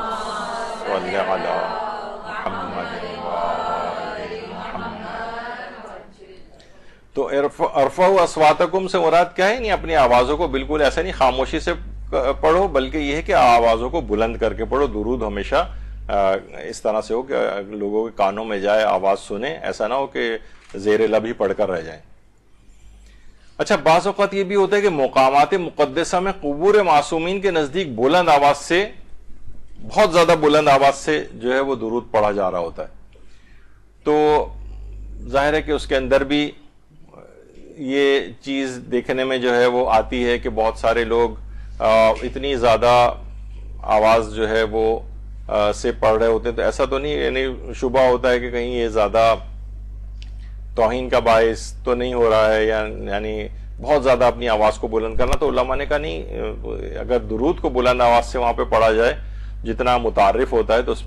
میں حرج نہیں ہے. البتہ آیت اللہ ناصر مکارم شیرازی نے فرمایا کہ عورتیں ان مقامات مقدسہ پر بہتر ہے کہ اپنی آواز کو اتنی زیادہ بلند نہ کریں. بس ایک آیت اللہ ناصر مکارم شیرازی کے استفتاء میں نے دیکھا ہے، وہ بھی واجبات وغیرہ کا مسئلہ نہیں ہے، بس انہوں نے کہا ہے کہ خواتین ان جگہوں پر بہت زیادہ آواز کو اس لحاظ سے وہاں بلند نہ کریں. اچھا، اب ایک مسئلہ آتا ہے درود میں وقف کرنے کا. بہت سے لوگ اس کے اوپر ایک اعتراض کرتے ہیں کہ آج کل ایک ایرانی سٹائل کے اندر درود پڑھا جاتا ہے، اللہم صلی علی محمد و آل محمد، اس طرح سے پڑھا جاتا ہے. تو اس میں محمد کے اوپر وقف دے دیا جاتا ہے. تو وہ کہتے ہیں یہ تو آپ نے وقف دے دیا، محمد کو آل محمد سے الگ کر دیا آپ نے یہاں پر. تو اب دیکھیے یہ کیا چیز ہے. اور اس سلسلے میں ایک کلپ بھی پیش کیا جاتا ہے آیت اللہ علی نقی نقن صاحب کا، یہ بھی درود پڑھنے کا صحیح طریقہ کے نام سے ہے، جس میں انہوں نے کہا ہے کہ بہت سے، اچھا ظاہر ہے ایک تقریری ایک بات ایک الگ ہوتی ہے، اور ایک ہے کہ یہ چیز واجبات و حرام والا کوئی مسئلہ، جیسے تشہد کے اندر بھی اگر کوئی شخص ایک سوال آتا ہے کہ یہی والا اسی طرح سے جو میں نے ابھی پڑھ کے بتایا محمد و آل محمد، عموماً محمد و آل محمد تشہد میں پڑھتے ہیں نا، تو کیا یہ اس طرح سے کیا تشہد میں بھی پڑھا جا سکتا ہے؟ تو جواب ہے کہ جی ہاں پڑھا جا سکتا ہے، یہ وقف شمار نہیں ہوتا. تو انہوں نے یہ فرمایا ہے کہ کچھ لوگ سانس لے کر وقف کرتے ہیں اور کچھ لوگ جو ہے آل کو نکال کر وقف کرتے ہیں. تو ذرا اپنے تقریری لحاظ سے کہا تو لوگوں نے یہ کہنا شروع کر دیا کہ ایرانی جو تشہد پڑھتے ہیں، دیکھیے آیت اللہ نقن نے اس کو جو ہے اس کے اوپر اعتراض کیا ہے جیسے یہ چیز ناجائز ہے کرنا، ان معنی کے اندر نہیں ہے. وہ زیادہ بہتر کے معنوں میں کہ محمد و آل محمد، یہ جو عاطفہ درمیان میں ہوتی ہے تو اس میں ملا کر اس کو پڑھا جاتا ہے. کیونکہ یہ سوال آیت اللہ بہجت سے بھی پوچھا گیا تو انہوں نے کہا کہ اشکال ندارت و نماز صحیح است، یعنی اگر یہ اسی طرح سے وقف دے کے محمد کے اوپر اگر وقف دیں اور پھر فوراً ہی بات کہیں وہ آل محمد، تو انہوں نے فرمایا اس سے کوئی فرق نہیں پڑتا، کوئی حرج نہیں ہے اور نماز صحیح ہے. اسی طریقے سے آیت اللہ خامنئی نے بھی اس کو بات کو لکھا کہ در تشہد وقف بر محمد در جملہ اللہم صلی علی محمد و اللہم صلی علی محمد و سپس قرات عبارت و آل محمد بمقدار کے بواحدت جملہ ضرر نزدن اشکال ندارت. فرماتے ہیں کہ اگر تشہد میں جب اللہم صلی علی محمد کے بعد وقف دے دیا جائے اور پھر اس سے پہلے کہ جملے کو کوئی نقصان نہ پہنچے فوراً ہی وہ آل محمد کہہ دیا جائے تو کیا اس سے کوئی فرق ہے؟ تو انہوں نے فرمایا کوئی فرق نہیں پڑتا، اشکال ندارت، کوئی حرج نہیں. تو بس یہ کہ جملے کے اتنا زیادہ وقفہ نہ ہو کہ وہ جملے کا پورا وہی اس کے وحدت جملہ ہی ایک جملہ ہی نہیں بلکہ دو الگ الگ جملے شمار ہو. مثلا اللہم صلی علی محمد، پھر آپ خاموش ہو گئے، پھر تھوڑی دیر بعد آپ کہہ رہے ہیں وآل محمد، تو کہتے ہیں یہ پھر دو الگ جملے بن جائیں گے اور یہ جملے کی جو وحدت ہے یہ متاثر نہیں ہونی چاہیے، تو کوئی حرج نہیں. اسی طریقے سے آیت اللہ سیستانی کے جو وکیل اور استفتاء سیکشن کے جو ایک لحاظ سے سربراہ ہیں، ان سے بھی ہم نے لکھ کے یہ دریافت کیا، یہی والا سوال جو ہے وہ لکھ کے پوچھا کہ کیا اس طرح سے پڑھنا جائز ہے، تو وہاں سے جواب آیا جائز است، کوئی حرج نہیں. آقا سیستانی کے نزدیک بھی اس میں کوئی حرج نہیں ہے، محمد و آل محمد یہ بھی پڑھا جا سکتا ہے. البتہ ایک تفصیل الگ ہے قرات میں، وہ احتیاط مستحب ہے آقا سیستانی کی، جس میں وقف بالحرکت اور وصل بالسکون کا ایک مسئلہ ہے جو توضیح المسائل میں آپ کو مل جائے گا. بہتر یہ ہے کہ محمد و آل محمد ہی اس طرح سے پڑھا جائے، محمد و آل محمد احتیاط مستحب کے لحاظ سے جو ہے وہ یعنی احتیاط مستحب ہے کہ اس طرح سے نہ پڑھا جائے اس کو، یعنی اللہم صلی علی محمد و آل محمد ہی اس کو پڑھا جائے، لیکن اگر ویسے بھی پڑھ لیں تو وہ جائز ہے، نماز پر اس سے کوئی فرق نہیں پڑے گا۔ تو لہٰذا وہ افراد جو کہتے ہیں کہ نہیں یہ ایرانیوں نے ہماری نمازیں غلط کرانی شروع کر دی ہیں اور لوگ اس طرح سے اس کے اندر بھی پڑھنے لگے ہیں اور درود یہ پڑھنا صحیح نہیں ہے، تو یہ بات بالکل غلط ہے، پڑھنا صحیح ہے۔ بس ظاہر ہے فصیح زیادہ یہ ہے کہ اللہم صلی علی محمد و آل محمد پڑھا جائے۔ اور یہاں تک پیغمبر اکرم صلی اللہ علیہ وآلہ وسلم فرماتے ہیں کہ اگر کوئی شخص مجھ پر درود بھیجتا ہے لیکن میری آل پر درود نہیں بھیجتا تو وہ جنت کی خوشبو نہیں سونگھ سکے گا، حالانکہ جنتی جنت کی خوشبو 500 سال کی مسافت سے بھی سونگھ سکے گا۔ تو وہ چیز جہاں آل محمد کو نکال دیا جائے اور محمد پہ وقف کر دیا جائے، اس کی ممانعت آئی۔ مثلا وہ صرف کہیں صرف یہی کہ اللہم صلی علی محمد بس، جیسے کہ ہمیں اکثر جگہوں پر غیر شیعہ افراد کے ہاں نظر آتا ہے کہ بڑی مشکل سے آل کا لفظ ان کے منہ سے نکلتا ہے، اور پیغمبر یہ بھی فرماتے ہیں اگر کوئی مجھ پر صلوات بھیجے اور میرے اہل بیت کو اس میں شریک نہ کرے تو اس کی صلوات اور آسمان کے درمیان 70 پردے پڑ جاتے ہیں۔ اللہ فرمائے گا کہ نہیں ہے نیکی اور اجابت تیرے لیے، اور ملائکہ کو حکم دے گا کہ جب تک یہ نبی کے ساتھ اطاعت کو شامل نہ کرے ہرگز اس کی دعا کو بلند نہ کرو، یعنی قبول ہوتی نہیں ہے۔ یعنی اگر کوئی شخص محمد کے اوپر آ کر وقف کر دے اور آل محمد کا اضافہ نہ کرے تو دعائیں بھی قبول نہیں ہوتی ہیں، اور اس کی ممانعت آئی۔ اور جب بھی آیت اللہ ناصر مکارم شیرازی نے بھی لکھا کہ کون سا سکوت نہیں شدہ ہے اللہم صلی علی محمد اور اس کے بعد رک جائیں، اس کی ممانعت آئی ہے، یعنی وہ آل محمد کہیں ہی نہیں، یہاں تو فوراً ہی کہہ دیا جاتا ہے محمد و آل محمد، تو اس سے کوئی یعنی اس میں کیا ممانعت کی بات ہے؟ یہاں روکا نہیں جا رہا کہ آل محمد، وہ جہاں ممانعت ہے وہ ہے جہاں آل کا ذکر ہی نہ کیا جائے یا اور اس پہ وقف کر دیا جائے کہ بس محمد پہ آ کر سلسلہ رک گیا۔ جیسے کہ ہم دیکھتے ہیں اکثر سعودی عرب میں ہم جاتے ہیں، جگہ جگہ سائن بورڈ لگے ہوتے ہیں اللہم صلی علی محمد لکھا ہوا ہے، خالی جگہ جگہ نظر آتے ہیں وہاں پر، تو وہاں ہم لوگ حیران ہوتے ہیں کہ یعنی آل محمد کا کتنی آسانی کے ساتھ اگر وہ تو صلوات کامل اور اکمل ہو جائے، لیکن نہیں، بس صرف صلوات کو محمد پہ آ کر، تو یہ وہ دم بریدہ صلوات جسے کہا جاتا ہے، دم کٹی صلوات جو ہے پیغمبر نے اس کو منع کیا ہے کہ یہ اس انداز سے نہ بھیجی جائے بلکہ وہ آل محمد کا اضافہ بھی کیا جائے، اس کی ممانعت آئی۔ اچھا اب آ جائیے، اس کے بعد ایک مسئلہ آتا ہے غیر معصومین کے اوپر درود بھیجنے کا۔ کیا وہ افراد کے جو کہ 14 معصومین میں شامل نہیں ہیں، کیا ان پر درود بھیجا جا سکتا ہے؟ مثلا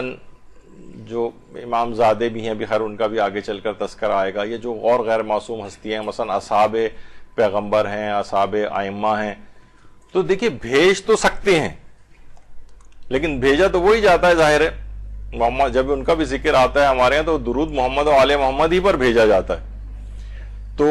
اس میں تو ظاہر ہے کہ کوئی حرج نہیں ہے۔ لیکن غیر معصوم کے لحاظ سے بھی درود بھیجنا، جیسے کہ لوگ عام طور پہ ایک چیز اور بھی کہتے ہیں کہ بھائی آل محمد میں کیا موجودہ سادات کرام بھی شامل ہیں، کیونکہ دیکھیے وہی تو ان کی آل ابھی تک آگے چلتے آ رہی ہے، اس کا مطلب ہے سادات کرام، تو اس پر آیت اللہ علی حسین میلانی یا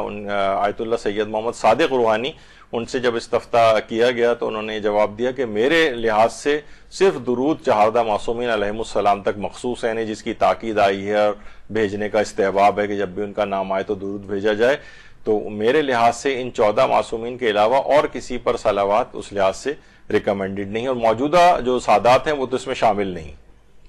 نہیں، یعنی کہ جو موجودہ بھی جو سید ہیں وہ بھی اسی درود کے اندر شامل ہوں گے، تو انہوں نے فرمایا نہیں، ایسا نہیں۔ البتہ جو قرآن کی آیت بھی ہے کہ اذا اصابتہم مصیبۃ قالوا انا للہ و انا الیہ راجعون اولئک علیہم صلوات من ربہم ورحمہ واولئک هم المہتدون، یعنی جب بھی ان پر جب مصیبت نازل ہوتی ہے اور وہ کہتے ہیں ہم اللہ کی طرف سے آئے ہیں اور اسی کی طرف لوٹ کر جانا ہے، ان کے لیے پروردگار کی طرف سے صلوات اور رحمت ہے، اور وہی لوگ ہدایت یافتہ ہیں۔ اس کا مطلب ہے کہ جو وہ افراد کے جو کہ اللہ کوئی مصیبت نازل ہوتی ہے اور وہ انا للہ و انا الیہ راجعون کلمہ استرجاع پڑھتے ہیں تو ان کے اوپر صلوات اور رحمت۔ تو ایک دفعہ غالباً علامہ ہلی کا سے منسوب واقعہ ہے کہ بادشاہ کے دربار میں کسی غیر شیعہ علماء سے مناظرہ ہو رہا تھا، اور انہوں نے کہا کہ محمد و آل محمد اس آیت کا مصداق ہیں کہ ان پر جب مصیبت آئی تو انہوں نے کلمہ استرجاع پڑھا، تو اس لحاظ سے ان کے پر اولئک علیہم صلوات من ربہم۔ تو وہاں پر اسی جگہ ایک سید غیر شیعہ عالم بھی موجود تھا، متعصب، کہنے لگا آخر آل محمد پر کون سی ایسی مصیبت نازل ہوئی تھی، یعنی وہ تو اس کا بھی انکاری تھا کہ ان پہ کوئی مصیبت بھی آئی یا نہیں. تو علامہ ہلی نے کہا کہ ان پر اس سے زیادہ مصیبت کون سی نازل ہوگی کہ تجھ جیسا شخص ان کی نسل میں پیدا ہونے والا ہے. تو بہرحال یہاں تک بھی بات ہوئی. تو اولئک علیہم صلوات من ربہم، ان کے اوپر صلوات ہے، یعنی اس کا مطلب یہ ہے کہ آل محمد کے علاوہ بھی جو لوگ مصیبت میں ہیں اور کلمہ استرجاع پڑھتے ہیں ان پر بھی یعنی ان کے اوپر بھی صلوات پڑھی جا سکتی ہے. لوگ کہتے ہیں جواز کا، تو جائز تو ہے، لیکن یہ کہ بہرحال اس لحاظ سے تاکید نہیں. اور اگر رسول اللہ کا نام لکھا جائے تو کیا درود کو لکھنا بھی مستحب ہوتا ہے؟ تو جی ہاں، پیغمبر اکرم کا نام جب بھی کوئی شخص لکھے تو اس کے لیے مستحب ہے کہ وہ درود کو لکھے. بار بار اگر لکھنا پڑ رہا ہے نام تو بار بار درود کو لکھنا مستحب ہے، واجب نہیں ہے، مستحب ہے. اچھا، اب اگر کوئی شخص شارٹ فارم بنانے کے لیے کہا کہ ہم پورا تو نہیں لکھ پا رہے ہیں نام درود، تو ہم یہ کر سکتے ہیں کہ سواد لکھ دیں یا سلام لکھ دیں. دیکھیے، ایک تو علماء اس پہ کہتے ہیں کہ جو خاص طور پر زبانوں کے اوپر، ہمارے ہاں تو نہیں ہے لیکن غیر شیعہ مکاتب فکر میں ایک چیز رائج ہو گئی ہے، رسول اللہ صلی اللہ علیہ وسلم، وہ کہتے ہیں صلی اللہ علیہ وسلم کیا ہے، یعنی آپ نے نہ درود پڑھا ہے نہ یہ کسی طرح کا کچھ بنتا ہے اس سے، صلی اللہ علیہ وسلم یہ کیا چیز ہے. تو یہ ان لوگوں نے خاص طور پر رائج کیا کہ وہی جن کی زبانوں کے اوپر درود آتا ہی نہیں ہے، آل کا تذکرہ ہی نہیں آتا، انہوں نے اس طرح کی شارٹ فارم نکال لی. تو یہ اگر کوئی شخص درود لکھنے کے بجائے سواد یا سلام بھی لکھ دے تو اس سے کوئی درود کا حق ادا نہیں ہوتا، نہ وہ درود کا استحباب اور ثواب اس کو ملتا ہے. تو اس سے یہ اگر کوئی لکھ بھی دے تو اس سے اس کو ثواب اور فائدہ حاصل نہیں ہوتا ہے. اچھا، جب درود لکھا جائے تو کیا الفاظ ہوں؟ تو صلی اللہ علیہ وآلہ وسلم بھی لکھ سکتے ہیں، اللہم صلی علی محمد وآل محمد بھی لکھ سکتے ہیں، صلی اللہ علی محمد وآل اہل بیتہ الطاہرین بھی لکھ سکتے ہیں. یعنی ہر وہ جملہ اور کلمہ کہ جس پر درود صادق آتا ہو، جن الفاظ پر، وہ لکھا جا سکتا ہے. کوئی ایک مخصوص درود نہیں ہے بلکہ کئی طرح سے اس کو لکھا جا سکتا ہے. صلی اللہ علیہ وآلہ بس یہ بھی لکھا جا سکتا ہے. تو جب بھی درود لکھا جائے تو کوئی معین الفاظ نہیں کہ یہی لکھا جائے تو ثواب ملے گا، کسی بھی طرح سے بس وہ درود صادق آنا چاہیے اس کے اوپر. اچھا، کچھ لوگ یہ کہتے ہیں، ان لوگوں میں مشہور ہے کہ اگر ہم درود کے بجائے سواد لکھ دیں تو ایک بات مکروہ ہے. تو علماء سے پوچھا گیا مراجع سے تو انہوں نے جواب دیا مکروہ تو نہیں ہے، لیکن ثواب ظاہر کوئی نہیں ملے گا سواد لکھنے سے. اگر صرف ایک یاد دہانی ہے کہ بھئی جب ہم نے سواد لکھ دیا تو یہاں آپ خود ہی پڑھنے والا درود بھیج دے تو یہ ایک الگ نشانی کے طور پر ہے اگر وہ اس طرح سے، لیکن خود سواد لکھنے سے درود لکھنے کا استحباب جو ہے وہ نہیں آ پائے گا اس کے اندر. لیکن اگر کوئی لکھ بھی رہا ہے تو یہ عمل مکروہ نہیں ہے. اچھا، اسی طرح سے امام زادگان کے ناموں کے ساتھ سواد لکھ دینا، اس پہ بھی علماء نے کہا لکھا جا سکتا ہے، لیکن اس میں کوئی حرج نہیں ہے، کوئی حرمت والا پہلو نہیں ہے. کیا علماء یا مرحوم والدین کے نام کے ساتھ صلوات اللہ علیہ لکھ سکتے ہیں؟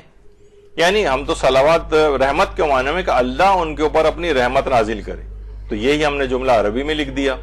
تو علماء فرماتے ہیں کہ لکھ تو سکتے ہیں لیکن بہتر ہے کہ ایسا نہ کیا جائے. یعنی دیکھیے، اگر ہم عام چیزیں، الفاظ، یہ جو عام طور پر آپ معاشرے کے اندر ایک بحث سنتے ہیں اور یہ کہ بہت سارے علماء یا مجاہدین کے نام کے ساتھ ہم یوں لگا دیتے ہیں کہ سلمان زمان اور علی زمان اور اس طرح سے، تو جو اصل میں جو اس کے پر اعتراض کر رہے ہوتے ہیں وہ یہی ہے کہ ان الفاظ کو جو ہے اور ان شخصیات کو بالکل یعنی آپ عام سا نہ کر دیں. یعنی آپ دیکھیں جیسے صلوات اللہ علیہ جب کسی کے نام کے ساتھ لگایا جاتا ہے تو وہ یا ان مقدس ہستیوں، چہاردہ معصومین، تو عام لوگوں کے ساتھ بھی استعمال ہو رہا ہے، ان کے ساتھ بھی اگر استعمال ہو رہا ہے تو پھر یہ بالکل ایک عام بات ہو جائے گی، یعنی ان کی ایک تخصص ختم ہو جائے گا. تو بہتر یہ ہے کہ اس قسم کے الفاظ ان عام غیر معصوم شخصیات کے نام کے ساتھ یعنی یہ نہ لکھے جائیں. البتہ لکھ بھی دی جائیں تو کوئی حرام والا پہلو نہیں ہے، لیکن بہرحال اس کو مناسب نہیں سمجھا گیا ہے. جیسے مثلا اگر ہوتا بھی ہے، مثلا حضرت ام البنین سلام اللہ علیہ، اللہم صلی علی محمد، کہ 40 روز تک روزانہ اگر 135 مرتبہ درود پڑھ کر حضرت ام المومنین کو روح کو ہدیہ کریں تو یہ عمل دعاؤں کی قبولیت کے لیے بہت مجرب سمجھا گیا ہے. یعنی اس میں بھی کیا ہے کہ درود ہم بھیج رہے ہیں محمد و آل محمد پر ہی، لیکن وہ ان کی روح کو ہدیہ کر دیتے ہیں اتنی دفعہ پڑھ کر. یا جیسے مثلا کہا جاتا ہے کہ آیت اللہ شاہرودی کہتے تھے کہ میں مشکل اوقات میں حضرت ابو الفضل کی مادر گرامی حضرت ام البنین سلام اللہ علیہ کو 100 مرتبہ صلوات ہدیہ کرتا ہوں اور اپنی مشکلات سے باہر آ جاتا ہوں. تو یہ کیا ہے کہ ان شخصیات کا نام بھی اگر آ جائے تو درود ہم پڑھتے ہیں محمد و آل محمد علیہ السلام پر بھی. اسی طریقے سے آیت اللہ مازندرانی فرماتے ہیں جب کوئی حاجت اور مشکل حل کروانی ہو وہ اللہ سے حضرت عباس کے نام سے توسل کرے اور اس کی اس وقت تک تکرار کرے جب تک کہ حاجت پوری نہ ہو اور مشکل حل نہ ہو جائے. جلد ہی اس کی مشکل حل ہو جائے گی. طریقہ یہ ہے کہ 133 دفعہ محمد علیہ محمد پر درود 133 مرتبہ کہے یا عباس یا عباس پھر 133 مرتبہ محمد و آل محمد علیہ السلام پر درود بھیجے. اللہم صلی علی محمد.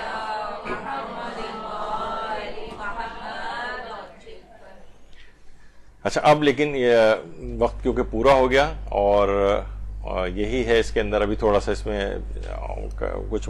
باقی تھا آج درس لیکن کیونکہ وقت پورا ہو گیا ہے انشاءاللہ اب جو اگلے 2 درس اور رہ گئے ہیں اب یہاں تک آ گئی ہے بات تو بس اب یہ تقریباً اس بات کا بھی اعلان ہو جائے کہ اب یہ 3 کے بجائے 4 درس پر مشتمل ہوگا. لیکن انشاءاللہ بہت ساری چیزیں ہیں درود کی اہمیت کیونکہ ایک ایسی عبادت ہے کہ ہر وقت یہ روزانہ اتنی کثیر تعداد میں انسان اس کو پڑھتا ہے تو اس کی مکمل معرفت کے ساتھ پڑھے گا تو واقعی کہ صرف رٹی رٹائی بات نہ ہو واقعی اس درود کی معرفت رکھ کے پڑھا جائے تو اس کو اس کی عظمت کا تاکہ احساس ہو. تو انشاءاللہ جو اگلی 2 نشستیں ہوں گی وہ اسی موضوع پر ہی ہوں گی. تو اس کے بعد جب یہ 2 درس مکمل ہو جائیں گے تو کسی نئے درس کا موضوع کا انتخاب کیا جائے گا. وصلی اللہ علی محمد و آلہ الطیبین الطاہرین.